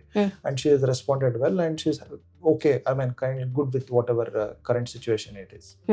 ಈಗ ಯಾವ ಟ್ರೀಟ್ಮೆಂಟ್ ಮಾಡೋದು ಕೂಡ ಮತ್ತೆ ಬರುವ ಸಾಧ್ಯತೆ. ಈಗ ನಾರ್ಮಲ್ ಆರ್ಗನ್ ಅಂತಂದ್ಮೇಲೆ ಇಟ್ ಆಲ್ ಡಿಪೆಂಡ್ಸ್ ಆನ್ ಯಾವ ರೀಸನ್ ಇಂದ ಸ್ಟಿಮ್ಯುಲೇಟ್ ಆಗಿರುತ್ತೆ ಆ ತರ. ಸೊ ಯೂಶಲಿ ಒಂದಾದ್ಮೇಲೆ ಟ್ರೀಟ್ಮೆಂಟ್ ನಾವು ರೆಗ್ಯುಲರ್ ಫಾಲೋ ಅಪ್ ಮಾಡ್ಕೊಳ್ತಾ ಇದ್ರೆ, ಸೊ ಅರ್ಲಿ ಡಿಟೆಕ್ಷನ್ ಆದ್ರೆ, ನಾವು ಅರ್ಲಿ ಟ್ರೀಟ್ಮೆಂಟ್ ಮಾಡಿದ್ರೆ ಲಾಂಗ್ ಟರ್ಮ್ ರೆಸ್ಪಾನ್ಸ್ ಚೆನ್ನಾಗಿರುತ್ತೆ. ಓಕೆ ಡಾಕ್ಟರ್, ಈ ಟ್ರೀಟ್ಮೆಂಟ್ ಇಂದಾಗಿ ಈಗ ನೀವು ಟ್ರೀಟ್ಮೆಂಟ್ ಮಾಡಿದ್ರಿ, ಕರಗಿಸಿದ್ರಿ ಅಂದ್ರೆ ಮತ್ತೆ ಮಕ್ಕಳಾಗುವಂತ ಸಾಧ್ಯತೆ ಇದೆಯಾ? ಅಂದ್ರೆ ಮದ್ವೆ ಆಗಿದೆ ಅಥವಾ ಮದ್ವೆ ಇನ್ನು ಆಗ್ಬೇಕು ಅನ್ನೋರಿಗೆ ಬಂತು ಅಂದಾಗ. ಓಕೆ, ಸೊ ಇದರಲ್ಲಿ ಈ ಪಾಯಿಂಟ್ ತುಂಬಾ ಇಂಪಾರ್ಟೆಂಟ್ ಆಗುತ್ತೆ. ಈಗ ನಾವು ಫೈಬ್ರಾಯ್ಡ್ ಎಂಬಲೈಸೇಷನ್ ಟ್ರೀಟ್ಮೆಂಟ್ ಮಾಡ್ಬೇಕಾದ್ರೆ ಸೊ ಅವ್ರದ್ದು ಫರ್ಟಿಲಿಟಿ ಪ್ಲಾನ್ಸ್ ಅಲ್ಲೇ ಫ್ಯೂಚರ್ ಪ್ರೆಗ್ನೆನ್ಸಿ ಪ್ಲಾನ್ಸ್ ಕೇಳ್ತೀವಿ. ಸೊ ಯಾಕಂದ್ರೆ ಕೆಲವೊಂದು ಸ್ಟಡೀಸ್ ಪ್ರಕಾರ ಮಯೋಮೆಕ್ಟಮಿ ಮತ್ತೆ ಯೂಟ್ರೈನ್ ಫೈಬ್ರಾಯ್ಡ್ ಎಂಬಲೈಸೇಷನ್ ನ ಕಂಪೇರ್ ಮಾಡಿದ್ದಾರೆ. So normal pregnancy, successful outcome of pregnancy fibroid embolisation ಮೇಲೆ ಆದ್ರೂ ಆಗುತ್ತೆ, ಮಯೋಮೆಕ್ಟಮಿ ಆದ್ಮೇಲೂ ಆಗುತ್ತೆ. ಸೊ ಅದರಲ್ಲಿ ಕೆಲವೊಂದು ಅಂಶಗಳನ್ನು ಗಮನಿಸಿದಾಗೆ 10 to 20% ಅವ್ರಿಗೆ ಈ ಎಂಬಲೈಸೇಷನ್ ಆದ್ಮೇಲೆ ಕೆಲವೊಂದು ಫರ್ಟಿಲಿಟಿ ಫ್ಯಾಕ್ಟರ್ಸ್ ಅಲ್ಲಿ ರಿಡಕ್ಷನ್ ಆಗೋ ಪಾಸಿಬಿಲಿಟೀಸ್ ಅವೆಲ್ಲ ಎಕ್ಸ್ಪ್ಲೇನ್ ಮಾಡ್ತೀವಿ. ಸೊ ಹಾಗಿದ್ದಾಗೆ ನಾವು ಸರ್ಜಿಕಲ್ ರೆಕಮೆಂಡೇಶನ್ ಮಾಡಿಬಿಟ್ಟು ದೆನ್ ಫೈಬ್ರಾಯ್ಡ್ ಎಂಬಲೇಷನ್ ಕನ್ಸಿಡರ್ ಮಾಡಿ ಅಂತ ಹೇಳ್ತೀವಿ. ಅವಾಗ ಅವ್ರದ್ದು ಕನ್ಸಿಡರ್ ಪೇಷಂಟ್ ಏನ್ ನೆಸೆಸಿಟಿ ಇದೆ ಅದ್ರ ತಕ್ಕಂಗೆ ಪ್ರೊಸೀಡ್ ಮಾಡ್ತೀವಿ. So successful outcomes post both surgery as well as ಇದು ಏನೋ ಎಂಬಲೈಸೇಷನ್ ಆದ್ಮೇಲೂ ಇದೆ. ಬಟ್ ಅದಾದ್ಮೇಲೆ ಅದ್ರದ್ದು ಕೆಲವೊಂದು ಅಂಶಗಳಿರುತ್ತೆ, ಯಾರಾದ್ರೂ ತುಂಬಾ ಮಿಸ್ಕ್ಯಾರೇಜಸ್ ಆಗೋ ಪಾಸಿಬಿಲಿಟೀಸ್ ಎಲ್ಲ ಇರುತ್ತೆ, ಅದನ್ನೆಲ್ಲ ಹೇಳ್ತೀವಿ ನಾವು. ಅಂದ್ರೆ ಮಕ್ಕಳಾಗುವಂತ ಸಾಧ್ಯತೆ ಇರುತ್ತೆ. ಓಕೆ, ಅಂದ್ರೆ ಅದು ಯಾವ ಕಂಡೀಷನ್ ಇದೆ, ಗೆಡ್ಡೆ ಸೈಜ್ ಯಾವ ತರ ಇದೆ, ಆಮೇಲೆ ಅವ್ರದ್ದು ಬೇಸಿಕ್ಲಿ ಏನ್ ನೋಡ್ತೀವಿ ಅಂತಂದ್ರೆ ಅದು size of the fibroid important ಆಗುತ್ತೆ. ತುಂಬಾ ದೊಡ್ಡ ಸೈಜ್ ಇದ್ರೆ ಆ ಗಡ್ಡೆ ತೆಗ್ಸೋದು ಬೆಟರ್, ಯಾಕಂದ್ರೆ ನಮಗೆ ಯೂಟ್ರಸ್ ಎಕ್ಸ್ಪ್ಯಾಂಡ್ ಆಗ್ಬೇಕು. ಸೊ ಫೈಬ್ರಾಯ್ಡ್ ಎಂಬಲೇಷನ್ ಅಲ್ಲಿ ಟೈಮ್ ಆಗೋದ್ರಿಂದ, ಅವ್ರ ಪ್ರೆಗ್ನೆನ್ಸಿ ಪ್ಲಾನ್ ಇರೋದ್ರಿಂದ ನಾವು ಯೂಶುವಲಿ ಮಯೋಮೆಕ್ಟಮಿ ರೆಕಮೆಂಡ್ ಮಾಡ್ತೀವಿ. ಈಗ ಒಂದು 30 ವಯಸ್ಸಾಯ್ತು ಒಂದು ಮಹಿಳೆಗೆ, ಅಥವಾ 30-35 ಒಳಗಡೆ ಇದ್ದಾರೆ, ಆ ಟೈಮಲ್ಲಿ ಅವರಿಗೆ ಗರ್ಭಕೋಶದ ಗೆಡ್ಡೆ ಬಂತು ಅಂದಾಗ ಇನ್ ಕೇಸ್ ಈ ಟ್ರೀಟ್ಮೆಂಟ್ ಮಾಡಿದ್ಮೇಲೂ ಮಕ್ಕಳಾಗುತ್ತಾ ಅಂತ? ಅಂದ್ರೆ ಒಂದ್ ಕಡೆಯಿಂದ ವಯಸ್ಸು ಮ್ಯಾಟರ್ ಆಗುತ್ತೆ, ಇನ್ನೊಂದ್ ಕಡೆಯಿಂದ ಗೆಡ್ಡೆ ಬಂದಿದೆ, ಸೊ ರಿಸ್ಕ್ ಏನಾದ್ರೂ ಇರುತ್ತಾ ಅಂತ? Particular procedure wise risk very minimal. So pregnancy ಆಗೋ ಚಾನ್ಸಸ್ ಡೆಫಿನೆಟ್ಲಿ ಇರುತ್ತೆ. ಬಟ್ ಅದು ಫೈಬ್ರಾಯ್ಡ್ ತುಂಬಾ ದೊಡ್ಡದಾಗಿದ್ರೆ ಅದನ್ನ ತೆಗ್ಸೋದು ಉಚಿತ. ಓಕೆ, ಸೊ ಈ ಇಂಟರ್ವೆನ್ಷನಲ್ ರೇಡಿಯಾಲಜಿ ಒಂದು ಎಷ್ಟು ವರ್ಷಗಳಿಂದ ಇದೆ ಸರ್? ಇದರ ಬೆನಿಫಿಟ್ಸ್ ಬೇರೆ ಆಪರೇಷನ್ ಕಂಪೇರ್ ಮಾಡಿದ್ರೆ ಓವರ್ ಆಲ್ ಆಗಿ ಯಾವ ರೀತಿಯಾಗಿದೆ? ಇದು ಸ್ಟಾರ್ಟ್ ಆಗಿದ್ದು 1987-86 ಅಲ್ಲಿ ಚಾರ್ಲ್ಸ್ ಡಾಟರ್ ಅಂತ, 1965 ಅಲ್ಲಿ ಫಸ್ಟ್ ಅವ್ರು ಮಾಡಿದ್ದು. 1965 ಅಲ್ಲಿ ಚಾರ್ಲ್ಸ್ ಡಾಟರ್ ಅವರು ಈ ಇಂಟರ್ವೆನ್ಷನ್ ರೇಡಿಯಾಲಜಿ ಸ್ಟಾರ್ಟ್ ಮಾಡಿದ್ದು. ಇವು ಬೇಸಿಕ್ಲಿ ಇಂಟರ್ವೆನ್ಷನ್ ರೇಡಿಯಾಲಜಿ ಅಂದ್ರೆ ಪ್ಲಂಬರ್ಸ್ ಆಫ್ ಮೆಡಿಸಿನ್ ಅಂತ ಕರೀತಾರೆ. ಎಲ್ಲಾದ್ರೂ ಬ್ಲಾಕ್ ಇದ್ರೆ ಅದನ್ನ ಓಪನ್ ಮಾಡೋದು, ಎಲ್ಲಾದ್ರೂ ಬ್ಲಾಕ್ ಆಗಿದ್ರೆ ಅದನ್ನ ಎಲ್ಲಾದ್ರೂ ಲೀಕ್ ಆಗ್ತಾ ಇದ್ರೆ ಅದನ್ನ ಸೀಲ್ ಮಾಡೋದು. ಸೊ ನಾವು ಬೇಸಿಕ್ಲಿ ಡೀಲ್ ಮಾಡೋದೇನಂದ್ರೆ, ಈಗ ಯಾವುದೋ ಒಂದು ವ್ಯಕ್ತಿಗೆ ಏನಾದ್ರೂ ಗಡ್ಡೆ ಇದೆ, ಅದಕ್ಕೆ ಡಯಾಗ್ನೋಸಿಸ್ ಮಾಡಬೇಕು, ಸೂಜಿ ಪರೀಕ್ಷೆ, ಬಯಾಪ್ಸಿ ಮಾಡ್ಬೇಕಂದ್ರೆ ಅವೆಲ್ಲ ಮಾಡ್ತೀವಿ. ಹೊಟ್ಟೆ ಎದೆಯಲ್ಲಿ ನೀರು ತುಂಬಿಕೊಂಡಿದ್ರು ಟ್ರೀಟ್ ಮಾಡ್ತೀವಿ. ಅದರಿಂದ ಹಿಡ್ಕೊಂಡು ಯಾರಾದ್ರೂ ಎಮರ್ಜೆನ್ಸಿ ಬ್ಲೀಡಿಂಗ್ ಬಂದಾಗೂ ಅದನ್ನ ಬ್ಲಾಕ್ ಮಾಡೋದ್ರಿಂದ ಹಿಡ್ಕೊಂಡು ಲಿವರ್ ಇಲ್ಲಿರೋ ಕ್ಯಾನ್ಸರು, ಕಿಡ್ನಿಲಿರೋ ಕ್ಯಾನ್ಸರ್ಗಳನ್ನು ಟ್ರೀಟ್ಮೆಂಟ್ ಮಾಡ್ತೀವಿ. ಹಾಗೆ ಈ ನಾನ್ ಕ್ಯಾನ್ಸರಸ್ ಟ್ರೀಟ್ಮೆಂಟ್ ಆಗಿರೋದು ಫೈಬ್ರಾಯ್ಡು, ಥೈರಾಯ್ಡು, ಆಸ್ಟಿಯೋಆರ್ಥ್ರೈಟಿಸು, ಅಕಿಲಿಸ್ ಟೆಂಡನ್ ಪ್ರಾಬ್ಲಮ್ ಇರೋರಿಗೆ, ಆಮೇಲೆ ಶೋಲ್ಡರ್ ಪ್ರಾಬ್ಲಮ್, ಫ್ರೋಸನ್ ಶೋಲ್ಡರ್, ಆ ಥರ ಸಮಸ್ಯೆಗಳಿಗೂ ನಾವು ಟ್ರೀಟ್ಮೆಂಟ್ ಮಾಡ್ತೀವಿ. ಓಕೆ, ಇಂಟರ್ವೆನ್ಷನಲ್ ರೇಡಿಯಾಲಜಿಯಲ್ಲಿ ಟ್ರೀಟ್ ಮಾಡೋದ್ರಿಂದ ಸಕ್ಸಸ್ ರೇಟ್ ಎಷ್ಟಿರುತ್ತೆ? Success rate definitely depends on what exactly the condition they are presenting. ಈಗ ಫಾರ್ ಎಕ್ಸಾಂಪಲ್ ಬ್ಲೀಡಿಂಗ್ ಇದು ಪ್ರೆಸೆಂಟ್ ಮಾಡ್ತಾ ಇದ್ದಾರೆ ಅಂದ್ರೆ ನಾವು ಅದನ್ನ ಬ್ಲಾಕ್ ಮಾಡಿದ್ಮೇಲೆ 100% ಅದು ಕಮ್ಮಿ ಆಗೋಗುತ್ತೆ. ಫೈಬ್ರಾಯ್ಡ್ ಅಲ್ಲಿ ನೋಡ್ಕೊಂಡ್ರೆ ನಾವು 80 to 85% volume reduction, size reduction ನೋಡ್ತೀವಿ. ಬೇರೆ ಸಿಂಪ್ಟಮ್ ರಿಡಕ್ಷನ್ ಆಗಿ 100% ನೋಡ್ತೀವಿ. ಅದರಲ್ಲಿ ಥೈರಾಯ್ಡ್ ಅಲ್ಲೂ ಅಷ್ಟೇ ನಾವು 70 to 75% ರಿಡಕ್ಷನ್ ನೋಡ್ತೀವಿ. ಅವ್ರಿಗೆ ಏನಂದ್ರೆ ಈಗ ಕೆಲವೊಂದು ಆರ್ಗನ್ದು ಕೆಲವೊಂದು ಸೈಜ್ ಲಿಮಿಟೇಷನ್ ಇರುತ್ತೆ, ಅದಕ್ಕಿಂತ ಜಾಸ್ತಿ ಬೆಳೀತಾ ಹೋದಾಗೆ ಅವಾಗ ಅವ್ರಿಗೆ ಸಿಂಪ್ಟಮ್ಸ್ ಬರುತ್ತೆ. ಆ ಸಿಂಪ್ಟಮ್ಸ್ ರಿಡಕ್ಷನ್ ನಾವು ನೋಡಿ ಬೆಟರ್ ಕ್ವಾಲಿಟಿ ಆಫ್ ಲೈಫ್ ಕೊಡೋದಕ್ಕೆ ಇದರ ಇಂಟರ್ವೆನ್ಷನ್ ರೇಡಿಯಾಲಜಿ ಮುಖಾಂತರ ಮಾಡ್ತೀವಿ. ಓಕೆ, ನಿಮಗೆ ಗೊತ್ತಿರೋ ಹಾಗೆ ಬೇರೆ ಏನಾದ್ರೂ ಮಿತ್ಸ್ ಇದೆಯಾ ಗರ್ಭಕೋಶದ ಗೆಡ್ಡೆ ಬಗ್ಗೆ ಅಂತ, ಅಥವಾ ಈ ಟ್ರೀಟ್ಮೆಂಟ್ ಆಪ್ಷನ್ಸ್ ಬಗ್ಗೆನೇ ಜನರಿಗೆ ಏನಾದ್ರೂ? ಬೇಸಿಕ್ ಮಿತ್ಸ್, ಫಸ್ಟ್ ಮಿತ್ ಅಂದ್ರೆ ಗರ್ಭಕೋಶದ ಗಡ್ಡೆ ಇದೆ ಸರ್ಜರಿನೇ ಮಾಡಿಸ್ಕೋಬೇಕಾ? ಅಲ್ಲ, ಸರ್ಜರಿ ಇಲ್ಲಾರ್ದೆ ಈ ತರ ಫಸ್ಟ್ ಯೂಶುವಲಿ ಇದು non surgical way of embolisation ಇಂದನೂ ಮಾಡಿಸ್ಕೋಬಹುದು. ಇನ್ನೊಂದು ಗರ್ಭಕೋಶದ ಗಡ್ಡೆ ಅಂದ್ರೆ ಕ್ಯಾನ್ಸರ್ ಇಲ್ಲ, ಅದು ಕ್ಯಾನ್ಸರ್ ಅಲ್ಲ. Majority almost all non cancerous benign ಅಂತಾನೆ ಕರಿತೀವಿ. Very rare to go into malignant transformation. So ಇವೆರಡು ಕಾಮನ್ ಮಿತ್ಸ್ ನಾವು ಕೇಳ್ತೀವಿ. ಮತ್ತೆ ಇನ್ನೊಂದು ಕೆಲವೊಬ್ರು ಕೇಳ್ತಾರೆ ಫೈಬ್ರಾಯ್ಡ್ಸ್ ಒಂದ್ಸರ್ತಿ ಟ್ರೀಟ್ ಆದ್ಮೇಲೆ ಮತ್ತೆ ಬರಲ್ವಾ, ಆ ಥರನೇ ಆಗಬೇಕು, ಆ ಥರ ಇರಲ್ಲ. ಅದು ನಿಮ್ಮ ಹಾರ್ಮೋನಲ್ ಸ್ಟೇಟಸ್ ಮೇಲೆ ಡಿಪೆಂಡ್ ಆಗುತ್ತೆ. ಸ್ಟಿಮ್ಯುಲೇಷನ್ ಈಸ್ಟ್ರೋಜನ್ ಫ್ಯಾಕ್ಟರ್ ಜಾಸ್ತಿ ಆದಾಗೆ ಗರ್ಭಕೋಶದ ಗಡ್ಡೆ ಫಾರ್ಮ್ ಆಗೋ ಚಾನ್ಸಸ್ ಪಾಸಿಬಿಲಿಟಿ ಇರುತ್ತೆ. ಓಕೆ, ನಾವು ತೆಗೆದುಕೊಳ್ಳುವಂತ ಆಹಾರ ಯಾವ ರೀತಿಯಾಗಿರ್ಬೇಕು? ಅದು definitely very important factor current generation situation ಅಲ್ಲಿ. ಸೊ ಈಗ ನಾವು ಯೂಶಲಿ ರೆಕಮೆಂಡ್ ಮಾಡೋದಂದ್ರೆ ರೆಡ್ ಮೀಟ್ ಅವಾಯ್ಡ್ ಮಾಡಬೇಕು, ಆಮೇಲೆ good lifestyle and exercise pattern ಇರಬೇಕು. ಈ dairy products, processed food, junk food ಇವನ್ನೆಲ್ಲ ಅವಾಯ್ಡ್ ಮಾಡಬೇಕು. Because in a way indirectly or directly they will lead to stimulation of hormones and that might cause fibroids ಆಗೋ possibility ಇರುತ್ತೆ ಅದರಲ್ಲಿ. Doctor ಅವಾಗಲೇ ಹೇಳಿದ್ರೆ ನೀವು ಅದು ಟ್ರೀಟ್ಮೆಂಟ್ ಕೊಟ್ಟಾದ್ಮೇಲೆ ಕರ್ಗೋದಕ್ಕೆ ಒಂದು 2 months ಟೈಮ್ ಹಿಡಿಯುತ್ತೆ ಅಂತ. ಸೊ ಆ ಟೈಮ್ ಪೀರಿಯಡ್ ಅಲ್ಲಿ ಎಷ್ಟು ಹುಷಾರಾಗಿರ್ಬೇಕಾಗತ್ತೆ ಅವರು? ಆ ಪರ್ಟಿಕ್ಯುಲರ್ ಆ ಥರ ಹುಷಾರ್ ಏನು ಇದು ಇರಲ್ಲ, ಯಾಕಂದ್ರೆ ನಮ್ಗೆ ಅಲ್ಲಿ ಸರ್ಜರಿ ಮಾಡಿ ನಿಮ್ಗೆ ಕಂಪ್ಲೀಟ್ ಬೆಡ್ ರೆಸ್ಟ್ ಆ ಥರ ಏನಿರಲ್ಲ. ಸೊ ಸೈಜ್ ಕಮ್ಮಿ ಆಗುತ್ತೆ. ನಾವು 1 week ಮತ್ತೆ 2 months ಫಾಲೋ ಅಪ್ ಹೇಳಿರ್ತೀವಿ, ಬಂದು ಚೆಕ್ ಮಾಡಿಸ್ಕೊಳ್ಳೋದು. ಏನಾದ್ರೂ ಮಧ್ಯದಲ್ಲಿ ನಿಮ್ಗೆ ತುಂಬಾ ಏನಾದ್ರೂ ಫೀವರ್ ವೇರಿಯೇಷನ್ಸ್ ಇದೆ ಅಂದಾಗೆ ನಾವು ಬಂದು ನೋಡ್ತೀವಿ whether it is because of ಈ ಪ್ರೊಸೀಜರ್ ರಿಲೇಟೆಡ್ ಇಲ್ಲ ಓವರ್ಲ್ಯಾಪ್ ಏನಾದ್ರೂ ಬೇರೆ ರೀಸನ್ ಇಂದ ಆಗ್ತಾ ಇದೆ ಅಂತ ಎವಾಲ್ಯೂಯೇಷನ್ ಮಾಡ್ಬೇಕಾಗತ್ತೆ. ಅಂದ್ರೆ ಕೆಲ್ಸಕ್ಕೆ ಹೋಗೋರು ಮಾಮೂಲಿ ಲೈಫ್ ನ ಲೀಡ್ ಮಾಡಬಹುದಾ ಅಂತ? ದಿಸ್ ಅಡ್ವಾಂಟೇಜ್ ಈ ಪ್ರೊಸೀಜರ್ ಇಂದ ಮಿನಿಮಲ್ ರಿಕವರಿ ಟೈಮ್. ನಿಮಗೆ 1 to 2 days ಅಲ್ಲಿ ಡಿಸ್ಚಾರ್ಜ್ ಇರುತ್ತೆ. 3-4 days ಅಷ್ಟೇ ನಾವು ಅಡ್ವೈಸ್ ಮಾಡ್ತೀವಿ ರೆಸ್ಟ್. ಯು ಕ್ಯಾನ್ ಒಂದು ವಾರದಿಂದನೇ ನೀವು ಮನೆಯಿಂದ ಇದು ನಿಮ್ ಕೆಲಸಕ್ಕೆಲ್ಲ ಹೋಗೋದಿರುತ್ತೆ. ಸೊ ಹಾಗಾಗಿ ನಿಮಗೆ ಕಂಪ್ಲೀಟ್ ಬೆಡ್ ರೆಸ್ಟ್ ಆ ಥರ ಅವಶ್ಯಕತೆ ಇರಲ್ಲ. ಓಕೆ, ಈಗ ನಾರ್ಮಲ್ ಆಗಿ ಕೆಲ್ಸಕ್ಕೆ ಹೋಗೋರು ಅಂದ್ರೆ ಡೆಸ್ಕ್ ವರ್ಕ್ ಮಾಡೋರಿಗೆ ಅಥವಾ ಟೀಚರ್ಸ್ಗೆ ಅಥವಾ ಬೇರೆ ಯಾವ್ದೋ ವರ್ಕ್ ಮಾಡೋರಿಗೆ ಓಕೆ ನಡೆಯುತ್ತೆ ಅಂತ. ಕೆಲವರು ಹಾರ್ಡ್ ವರ್ಕ್ ಮಾಡೋರು ಇರ್ತಾರೆ, ಭಾರ ಎತ್ತಬೇಕು, ಯಾವ್ದೋ ಕೆಲ್ಸಕ್ಕೆ ಹೋಗ್ತಾರೆ, ಏನೋ ಒಂದು ಕಲ್ಲು ಎತ್ತಬೇಕು ಅಥವಾ ಕೂಲಿ ಕೆಲ್ಸಕ್ಕೆ ಹೋಗ್ತಾರೆ, ಅಂತವರಿಗೆ ಹೋಗ್ಬೋದು. ಅದೇ ಹೇಳಿದ ಮಿನಿಮಲ್ ರಿಕವರಿ ಟೈಮ್ ಇರೋದ್ರಿಂದ 1 ವಾರವರೆಗೂ ನಾವು ಮನೆಯಲ್ಲಿ ಅಬ್ಸರ್ವ್ ಮಾಡಕ್ ಹೇಳ್ತೀವಿ. ತದನಂತರ ಅವರು ಮುಂಚೆ ಯಾವ ತರ ಕೆಲಸ ಮಾಡ್ತಿದ್ರು ಆ ತರ ಮಾಡ್ಕೊಂಡು ಹೋಗ್ಬೋದು. ಯಾಕಂದ್ರೆ ನಾವು ಅಲ್ಲಿ ಯಾವುದೇ ಭಾಗನ ಕತ್ತರಿಸೋದ್ರಿರೋದಾಗ್ಲಿ, ಓಪನ್ ಮಾಡಿರೋದಾಗ್ಲಿ, ಹೊಲಿಗೆ ಹಾಕಿರೋದಾಗ್ಲಿ ಯಾವ್ದು ಇರೋದಿಲ್ಲ.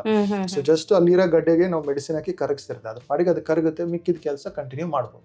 ಯಾಕಂದ್ರೆ ಯೂಶಲಿ ಯಾವುದೇ ಟ್ರೀಟ್ಮೆಂಟ್ ಆದ್ರೂ ಅದರಲ್ಲೂ ಸ್ಪೆಷಲಿ ಗರ್ಭಕೋಶದ ಗೆಡ್ಡೆ ಆಯ್ತು ಅಥವಾ ಏನೋ ಈ ತರ ಆಪರೇಷನ್ ಅಥವಾ ಆಪರೇಷನ್ ಅಲ್ದಿರೋ ಟ್ರೀಟ್ಮೆಂಟ್ ಏನೇ ಆದ್ರೂ ಕೂಡ ಫಸ್ಟ್ ಜನರು ಅನ್ಕೊಳ್ಳೋದು ತಿನ್ನೋ ಫುಡ್, ಇನ್ನೊಂದು ಭಾರ ಎತ್ತಬಾರದು ಅಂತ. ಸೊ ಇದೆರಡನ್ನು ಕೂಡ ನಾರ್ಮಲ್ ಆಗಿ ಮಾಡಬಹುದು, ಏನು ಪ್ರಾಬ್ಲಮ್ ಇಲ್ಲ. ಡಾಕ್ಟರ್, ಒಬ್ಬ ಮಹಿಳೆಗೆ ಒಂದೇ ಸತ್ತಿಗೆ 1ಕ್ಕಿಂತ ಹೆಚ್ಚು ಗರ್ಭಕೋಶದ ಗೆಡ್ಡೆಗಳು ಬೆಳಿಬಹುದಾ ಅಂತ? ಇರ್ಬೋದು. ಅದು ಸೈಜ್ ಇದು ನಂಬರ್ ಒಂದೇ ಅಂತ ಇರ್ಬೇಕಂತ ನಾವು ಕೆಲವೊಂದು ತುಂಬಾ ಪೇಷಂಟ್ಸ್ ನೋಡಿದೀವಿ. 4 ಫೈಬ್ರಾಯ್ಡ್, 5 ಫೈಬ್ರಾಯ್ಡ್, 3 ಫೈಬ್ರಾಯ್ಡ್ ಆ ತರ ಇರುತ್ತೆ. ಮಲ್ಟಿಪಲ್ ಫೈಬ್ರಾಯ್ಡ್ಸ್ ಇರೋ ಸಾಧ್ಯತೆ ಇರುತ್ತೆ. ಸೊ ಈ ಫೈಬ್ರಾಯ್ಡ್ ಎಂಬುಲೇಷನ್ ಅಡ್ವಾಂಟೇಜ್ ಏನಂದ್ರೆ ಮಲ್ಟಿಪಲ್ ಫೈಬ್ರಾಯ್ಡ್ಸ್ ಸೇಮ್ ಸೆಷನ್ ಅಲ್ಲಿ ಒಂದೇ ಟೈಮ್ ಅಲ್ಲಿ ಎಲ್ಲ ಟ್ರೀಟ್ ಆಗ್ಬಿಡುತ್ತೆ. ಅಂದ್ರೆ ಒಂದೇ ಟೈಮಿಗೆ ಎಷ್ಟು ಗೆಡ್ಡೆ ಇದ್ರೂ ಕರಗಿಸ್ತೀರಾ ಅದನ್ನ ಅಂತ? ಅದಕ್ಕೂ ಒಂದು ಪರ್ಟಿಕ್ಯುಲರ್ ನಂಬರ್ಸ್ ಇರುತ್ತೆ. 10, 15 ಆತರ ಇದೆ ಅಂತಂದು ತುಂಬಾ ದೊಡ್ಡ ಫೈಬ್ರಾಯ್ಡ್ಸ್ ಇದೆ ಅಂದ್ರೆ ನಾವು ಅವಾಗ ಆ ಗರ್ಭಕೋಶ ತೆಗೆಯೋದು ಸೂಕ್ತ ಅಂತ ನಾವು ಸರ್ಜನ್ಸ್ ಜೊತೆ ಡಿಸ್ಕಷನ್ ಮಾಡ್ತೀವಿ. ಕೆಲವೊಂದು 4-5 ಇದೆ, ಆಮೇಲೆ 3 ಸೆಂಟಿಮೀಟರ್ 5 ಸೆಂಟಿಮೀಟರ್ ಆತರ ಇದೆ ಅಂದ್ರೆ ಒಂದೇ ಟೈಮ್ ಅಲ್ಲಿ ಎಲ್ಲಾನು ಟ್ರೀಟ್ ಮಾಡ್ಬೋದು. ಓಕೆ, ಈ ರಕ್ತಹೀನತೆ ಅಥವಾ ಅನಿಮಿಯಾ ಅಂತ ಏನ್ ಕರಿತೀವಿ, ಇದಕ್ಕೂ ಗರ್ಭಕೋಶದ ಗೆಡ್ಡೆಗೂ ಕನೆಕ್ಷನ್ಸ್ ಹೇಗಿರುತ್ತೆ ಅಂತ? ಅನಿಮಿಯಾಗೆ ತುಂಬಾ ಸೆವರಲ್ ರೀಸನ್ಸ್ ಇರುತ್ತೆ. ಅದರಲ್ಲಿ ಈ fibroid is definitely one of the reason. ಕೆಲವೊಂದು ಈ ಯಂಗ್ ಫಿಮೇಲ್ಸ್ ಇರ್ತಾರೆ, ಅವರಲ್ಲಿ ಈ ತುಂಬಾ ರಕ್ತಸ್ರಾವ ಆಗ್ತಿರುತ್ತೆ ಮೆನ್ಸ್ಟ್ರುಯಲ್ ಟೈಮ್ ಅಲ್ಲಿ, ಪೇನ್ ಇರುತ್ತೆ. ಬಟ್ ಅವರು ಇದು ನಾರ್ಮಲ್ ಪೀರಿಯಡ್ ವೇರಿಯೇಷನ್ ಅನ್ಕೊಂಡು ಇಗ್ನೋರ್ ಮಾಡ್ತಿರ್ತಾರೆ. ಸೊ ಆ ಫೈಬ್ರಾಯ್ಡ್ಸ್ ಇಂದ ರಕ್ತಸ್ರಾವ ಜಾಸ್ತಿ ಹೋಗೋದ್ರಿಂದ ಅನಿಮಿಯಾ ಪಾಸಿಬಿಲಿಟಿ ಇರುತ್ತೆ. ಸೊ ಅಂತ ಪರ್ಟಿಕ್ಯುಲರ್ ಪೇಷಂಟ್ಸ್ ಗೆ ಫೈಬ್ರಾಯ್ಡ್ ಟ್ರೀಟ್ಮೆಂಟ್ ಡೆಫಿನೆಟ್ಲಿ ವಾರಂಟ್ ಆಗಿರುತ್ತೆ. ಅದನ್ನ ನಾವು ಮಾಡಬೇಕು. ಸೊ ಅದನ್ನ ವಿತೌಟ್ ಸರ್ಜರಿ, ಅವ್ರಿಗೆ ಅವಾಗ ಅದರಲ್ಲೂ ಕೆಲವು ಜನಕ್ಕೆ ಸರ್ಜರಿ ಮಾಡಿಸ್ಕೋಬೇಕು ಅಂತ ಭಯದಿಂದನೇ ಎಷ್ಟೋ ಜನ ನಾನು ಹಾಗೆ ಕಂಟಿನ್ಯೂ ಮಾಡ್ತಾ ಇರ್ತಾರೆ. ಅವ್ರಿಗೆ ಇಂಥವ್ರಿಗೆ ಈ ಫೈಬ್ರಾಯ್ಡ್ ಎಂಬುಲೇಷನ್ ಸೂಕ್ತವಾಗಿರುತ್ತೆ. ವಿತೌಟ್ ಸರ್ಜರಿ ಟ್ರೀಟ್ ಮಾಡಬಹುದು. ಅಂದ್ರೆ ಹೆವಿ ಬ್ಲೀಡಿಂಗ್ ಆಗ್ತಾ ಇದೆ ಮೆನ್ಸ್ಟ್ರುಯಲ್ ಟೈಮ್ ಅಲ್ಲಿ ಅಂತ ಹೇಳಿದ್ರೆ ಅದು ಅನಿಮಿಯಾದಿಂದ ಆಗಿರುತ್ತೆ ಅಥವಾ ಫೈಬ್ರಾಯ್ಡ್ ಇಂದ? ಇಲ್ಲ, ಅನಿಮಿಯಾ ಆಗೋದು ಎಕ್ಸೆಸಿವ್ ಬ್ಲೀಡಿಂಗ್ ಇಂದ. ಅನಿಮಿಯಾ ಅಂದ್ರೆ ಬೇಸಿಕಲಿ ನಮ್ಮಲ್ಲಿ ರಕ್ತ ಕಮ್ಮಿ ಇದೆ, ಈಗ ಹೆಚ್ಚಿನ ರಕ್ತಸ್ರಾವ ಆಗ್ತಾ ಇದೆ ಮೆನ್ಸಸ್ ಟೈಮ್ ಅಲ್ಲಿ ಅಂತಂದ್ರೆ ಕ್ರಮೇಣವಾಗಿ ಬ್ಲೀಡಿಂಗ್ ಜಾಸ್ತಿ ಆಗ್ತಾ ಬ್ಲಡ್ ಲಾಸ್ ಇಂದ ಅನಿಮಿಯಾ ಫಾರ್ಮ್ ಆಗುತ್ತೆ ಅವರಿಗೆ. ಸೊ ಹಾಗಾಗಿ ಫೈಬ್ರಾಯ್ಡ್ ನ ಒನ್ ಆಫ್ ದ ಸಿಂಪ್ಟಮ್ ಇಂದಾನೆ ನಮ್ಗೆ ಅನಿಮಿಯಾ ಸ್ಟಾರ್ಟ್ ಆಗುತ್ತೆ, ಪಾಸಿಬಿಲಿಟೀಸ್ ಜಾಸ್ತಿ ಇರುತ್ತೆ ಅಂತ. ಅಂದ್ರೆ ಇದ್ರ ಬಗ್ಗೆ ಗೊತ್ತಾಗೋದಿಲ್ವಾ ಅಂತ ಸ್ಟಾರ್ಟಿಂಗ್? ನಿಮಗೆ ತುಂಬಾ ಯೂಶಲಿ ಅನಿಮಿಯಾ ಸಿಂಪ್ಟಮ್ಸ್ ಅಂದ್ರೆ ತುಂಬಾ ಟೈರ್ಡ್ನೆಸ್ ತರ ಇರುತ್ತೆ, ಒಂಥರ ವೀಕ್ನೆಸ್ ತರ ಫೀಲ್ ಆಗ್ತಿರ್ತೀರಾ. ಆಮೇಲೆ ಯಾವಾಗಾದ್ರು ಬ್ಲಡ್ ಟೆಸ್ಟಿಂಗ್ ಮಾಡಿದ್ರೆ ಹಿಮೋಗ್ಲೋಬಿನ್ ಕಮ್ಮಿ ಇರುತ್ತೆ. ಸೊ ನೀವು ಎವಾಲ್ಯೂಯೇಷನ್ ಮಾಡ್ತೀರಾ ಡಿಫ್ರೆಂಟ್ ರೀಸನ್ಸ್ ಅಲ್ಲಿ. ಅವಾಗ ನೋಡಿದಾಗ ಎಲ್ಲ ನಾರ್ಮಲ್ ಬಂದು ಈ ಬ್ಲಡ್ ಫ್ಯಾಕ್ಟರ್ ಮಾತ್ರ ಕಮ್ಮಿ ಇದೆ ಆದಾಗ one of the history taking ಅಲ್ಲಿ ನಾವು ಮೆನ್ಸ್ಟ್ರುಯಲ್ ಹಿಸ್ಟ್ರಿ ತಗೊಂಡಾಗ ಈ ತರ ಫೈಬ್ರಾಯ್ಡ್ ಆದಾಗಿದೆ ಅಂದ್ರೆ ದೆನ್ ವಿ ಕ್ಯಾನ್ ಕೋರ್ಲೇಟ್ ಫೈಬ್ರಾಯ್ಡ್ನ ಕೋರ್ಲೇಟ್ ಮಾಡ್ಕೊಂಡು ಟ್ರೀಟ್ ಮಾಡ್ಬೋದು. ಡಾಕ್ಟರ್, ಕೊನೆಯದಾಗಿ ಏನು ಹೇಳಕ್ ಇಷ್ಟಪಡ್ತೀರಾ? ಕೊನೆಯದಾಗಿ ಹೇಳಬೇಕಂದ್ರೆ ಈಗ awareness is the most important key in this current generation. ಈಗ ಮೆಡಿಸಿನ್ ಅಂದರೆ ದಿನೇ ದಿನ ಎವ್ರಿ ಡಿಕೇಡ್ ಎವ್ರಿ ದಶಕಕ್ಕೂ ಒಂದು ಹೊಸ ಟ್ರೀಟ್ಮೆಂಟ್ ಬರ್ತಾ ಇರುತ್ತೆ. ಸೊ ಆ ಟ್ರೀಟ್ಮೆಂಟ್ ಬಗ್ಗೆ ತಿಳ್ಕೊಬೇಕು, ಅದ್ರ ವ್ಯಾಲಿಡಿಟಿ, ಎವಿಡೆನ್ಸ್, ಸೇಫ್ಟಿ ಎಲ್ಲ ನೋಡ್ಕೋಬೇಕು.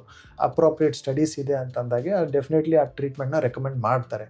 ಸೊ ಇನ್ಫಾರ್ಮ್ಡ್ ಚಾಯ್ಸಸ್ ಅಂದರೆ ನಿಮ್ಮ ಡಾಕ್ಟರ್ಸ್ ಜೊತೆ ಹೋದಾಗೆ ಡಿಸ್ಕಸ್ ಮಾಡಬೇಕು, ಈ ಪರ್ಟಿಕ್ಯುಲರ್ ಆಪ್ಷನ್ ಇದೆ, ಇದ್ರ ಬಗ್ಗೆ ನಿಮ್ಮ ಒಪಿನಿಯನ್ ಏನು ಅಂತ ತಿಳ್ಕೊಂಡು then you can proceed. Because ನಮ್ಮ ಇಂಟರ್ವೆನ್ಷನ್ ರೇಡಿಯಾಲಜಿ ಪ್ರಕಾರ surgery is not the only option. We have intervention radiology as an alternative to surgery ಅಂತ ಹೇಳಕ್ಕೆ ಇಷ್ಟಪಡ್ತೀನಿ. ಆಮೇಲೆ ಮೋಸ್ಟ್ ಇಂಪಾರ್ಟೆಂಟ್ ಫ್ಯಾಕ್ಟರ್ ಅಂದರೆ ಇಂಟರ್ವೆನ್ಷನ್ ರೇಡಿಯಾಲಜಿ ಬಗ್ಗೆ ಅವೇರ್ನೆಸ್ ಅಷ್ಟು ಇರೋದಿಲ್ಲ. ಜನರಿಗೆ ಕಾರ್ಡಿಯಾಲಜಿ ಅಂದರೆ ಗೊತ್ತು, ಗ್ಯಾಸ್ಟ್ರೋಎಂಟ್ರಾಲಜಿ ಅಂತ ಗೊತ್ತು, ಇಲ್ಲ ಡಯಾಬಿಟಿಸ್ ಸ್ಪೆಷಲಿಸ್ಟ್ ಗೊತ್ತು, ಬಟ್ ಇಂಟರ್ವೆನ್ಷನ್ ರೇಡಿಯಾಲಜಿ ಅನ್ನೋ ಸ್ಪೆಷಾಲಿಟಿ ಅಷ್ಟು ಗೊತ್ತಿರಲ್ಲ. ಥ್ರೂ ಮೀಡಿಯಾ ಅವೇರ್ನೆಸ್ಸಸ್ ಆಗಲಿ, ನಿಮ್ಮ ಸಪೋರ್ಟ್ ಆಗಲಿ, ನಿಮ್ಮ ಥ್ರೂ ಮೂಲಕ ಅವೇರ್ನೆಸ್ ಕ್ರಿಯೇಟ್ ಮಾಡ್ತಾ ಜನರು ಬರೋದೇ ನಮಗೆ ಆ ಥರ ಎಂದಿರುತ್ತೆ. ಅದು ತದನಂತರ ಪೇಷಂಟಿಂದ ಪೇಷಂಟ್ ಅವರೇ ನಮಗೆ ಯೂಶಲಿ ರೆಕಮೆಂಡ್ ಮಾಡಿ ಕಳಿಸ್ತಾರೆ. ಸೊ ನಾವು ಬೇಸಿಕ್ ಈ ಹೆಲ್ತ್ ಟಾಕ್ ಅವೇರ್ನೆಸ್ ಬಗ್ಗೆ ಅಂದರೆ ಇಂಟರ್ವೆನ್ಷನ್ ರೇಡಿಯಾಲಜಿ ಒಂದು ನಾನ್ ಸರ್ಜಿಕಲ್ ಆಲ್ಟರ್ನೇಟಿವ್. ಪೇಷಂಟ್ಗಳು ಅದ್ರ ಬಗ್ಗೆ ತಿಳ್ಕೊಳ್ಳೋದಕ್ಕೆ ನೀವು ಸೋಷಿಯಲ್ ಮೀಡಿಯಾದಲ್ಲಿ ನೋಡ್ಕೋಬೋದು, ಇಲ್ಲ ಈ ಥರ ಚಾನಲ್ಸಲ್ಲಿ ನೋಡ್ಕೋಬೋದು, ಇಲ್ಲ ಅವೇರ್ನೆಸ್ ಮೂಲಕ ನೀವು ತಿಳ್ಕೊಬೋದು. ಯಾಕೆಂತ ಹೇಳಿದ್ರೆ ಡಾಕ್ಟರ್, ಈಗ ಎಜುಕೇಟೆಡ್ ಆಗಿ ತುಂಬಾ ಜನರಿಗೆ ಇದ್ರ ಬಗ್ಗೆ ಗೊತ್ತಿರೋದಿಲ್ಲ. ಸೊ ಯಾವುದೋ ಒಂದು ಹಳ್ಳಿ ಮೂಲೆಯಲ್ಲಿ ಇರ್ತಾ ಯಾವುದೇ ಇನ್ಫಾರ್ಮೇಶನ್ ಗೊತ್ತಾಗದೇ ಇರೋರಿಗೆ ಇದ್ರ ಬಗ್ಗೆ ಏನು ಗೊತ್ತಿರೋದಿಲ್ಲ, ಇಂಟರ್ವೆನ್ಷನಲ್ ರೇಡಿಯಾಲಜಿ ಅಂದ್ರೆ ಏನು ಅಂತ. ಯೂಶಲಿ ಗೆಡ್ಡೆ ಬಂತು ಅಥವಾ ಏನೇ ಹೆಲ್ತ್ ಇಶ್ಯೂಸ್ ಬಂತು ಅಂದ್ರೆ ಆಸ್ಪತ್ರೆಗೆ ಹೋಗ್ತಾರೆ, ಆಪರೇಷನ್ ಹೇಳ್ತಾರೆ, ಆಪರೇಷನ್ ಮಾಡ್ಕೋತಾರೆ, ಅಥವಾ ಮೆಡಿಸಿನ್ ಕೊಡ್ತಾರೆ, ಮೆಡಿಸಿನ್ ತಗೋತಾರೆ ಅಷ್ಟೇ. ಅದನ್ನ ಬಿಟ್ಟು ಮೆಡಿಕಲ್ ಫೀಲ್ಡ್ ಅಲ್ಲೂ ಕೂಡ ಇಷ್ಟೊಂದು ಅಡ್ವಾನ್ಸ್ ಟೆಕ್ನಾಲಜಿಗಳು ಬಂದಿದ್ದಾವೆ. ನಮಗೆ ಪೇಯ್ನ್ ಇಲ್ದೇನೆ ಅಥವಾ ಬೇಗ ರಿಕವರಿ ಆಗುವಂತ ಚಾನ್ಸಸ್ಗಳು ಈ ರೀತಿ ಇರುತ್ತೆ ಅನ್ನೋದು ತುಂಬಾ ಜನರಿಗೆ ಗೊತ್ತಿರೋದಿಲ್ಲ. ಹಾಗಾಗಿ ಗರ್ಭಕೋಶದ ಗೆಡ್ಡೆಯನ್ನ ತೆಗೆಯೋದಕ್ಕೆ ಆಪರೇಷನ್ ಒಂದೇ ಪರಿಹಾರ ಅಲ್ಲ. ಇಂಟರ್ವೆನ್ಷನಲ್ ರೇಡಿಯಾಲಜಿ ಮುಖಾಂತರ ಆಪರೇಷನ್ ಮಾಡದೇನೆ ಅಥವಾ ಹೊಟ್ಟೆಯನ್ನ ಕುಯ್ದೇನೆ, ರಕ್ತ ಜಾಸ್ತಿ ಹೋಗದೇನೆ ಅದನ್ನ ಕರಗಿಸುವಂತ ಸಾಧ್ಯತೆ ಇರುತ್ತೆ, ಕರಗಿಸೋದಕ್ಕಾಗತ್ತೆ.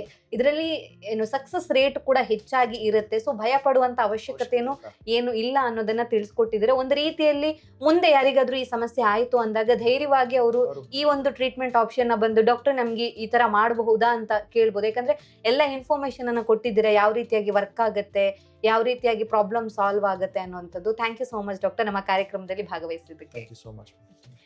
ನಮ್ಮ ಇವತ್ತಿನ ಕಾರ್ಯಕ್ರಮದಲ್ಲಿ ಇಂಟರ್ವೆನ್ಷನಲ್ ರೇಡಿಯಾಲಜಿ ಮುಖಾಂತರ ಗರ್ಭಕೋಶದ ಗೆಡ್ಡೆಗೆ ಯಾವ ರೀತಿಯಾಗಿ ಪರಿಹಾರ ಕಂಡುಕೊಳ್ಳಬಹುದು, ಅಂದ್ರೆ ಆಪರೇಷನ್ ಇಲ್ಲದೇನೆ ಗರ್ಭಕೋಶದ ಗೆಡ್ಡೆನ ಯಾವ ರೀತಿಯಾಗಿ ಕರಗಿಸಬಹುದು ಅಥವಾ ಥೈರಾಯ್ಡ್ ಗೆಡ್ಡೆಗಳನ್ನ ಯಾವ ರೀತಿಯಾಗಿ ಕರಗಿಸಬಹುದು ಅನ್ನೋದ್ರ ಬಗ್ಗೆ ಹೆಚ್ಚಿನ ಮಾಹಿತಿಯನ್ನು ಡಾಕ್ಟರ್ ಇವತ್ತು ನಮಗೆ ತಿಳಿಸ್ಕೊಟ್ಟಿದ್ದಾರೆ.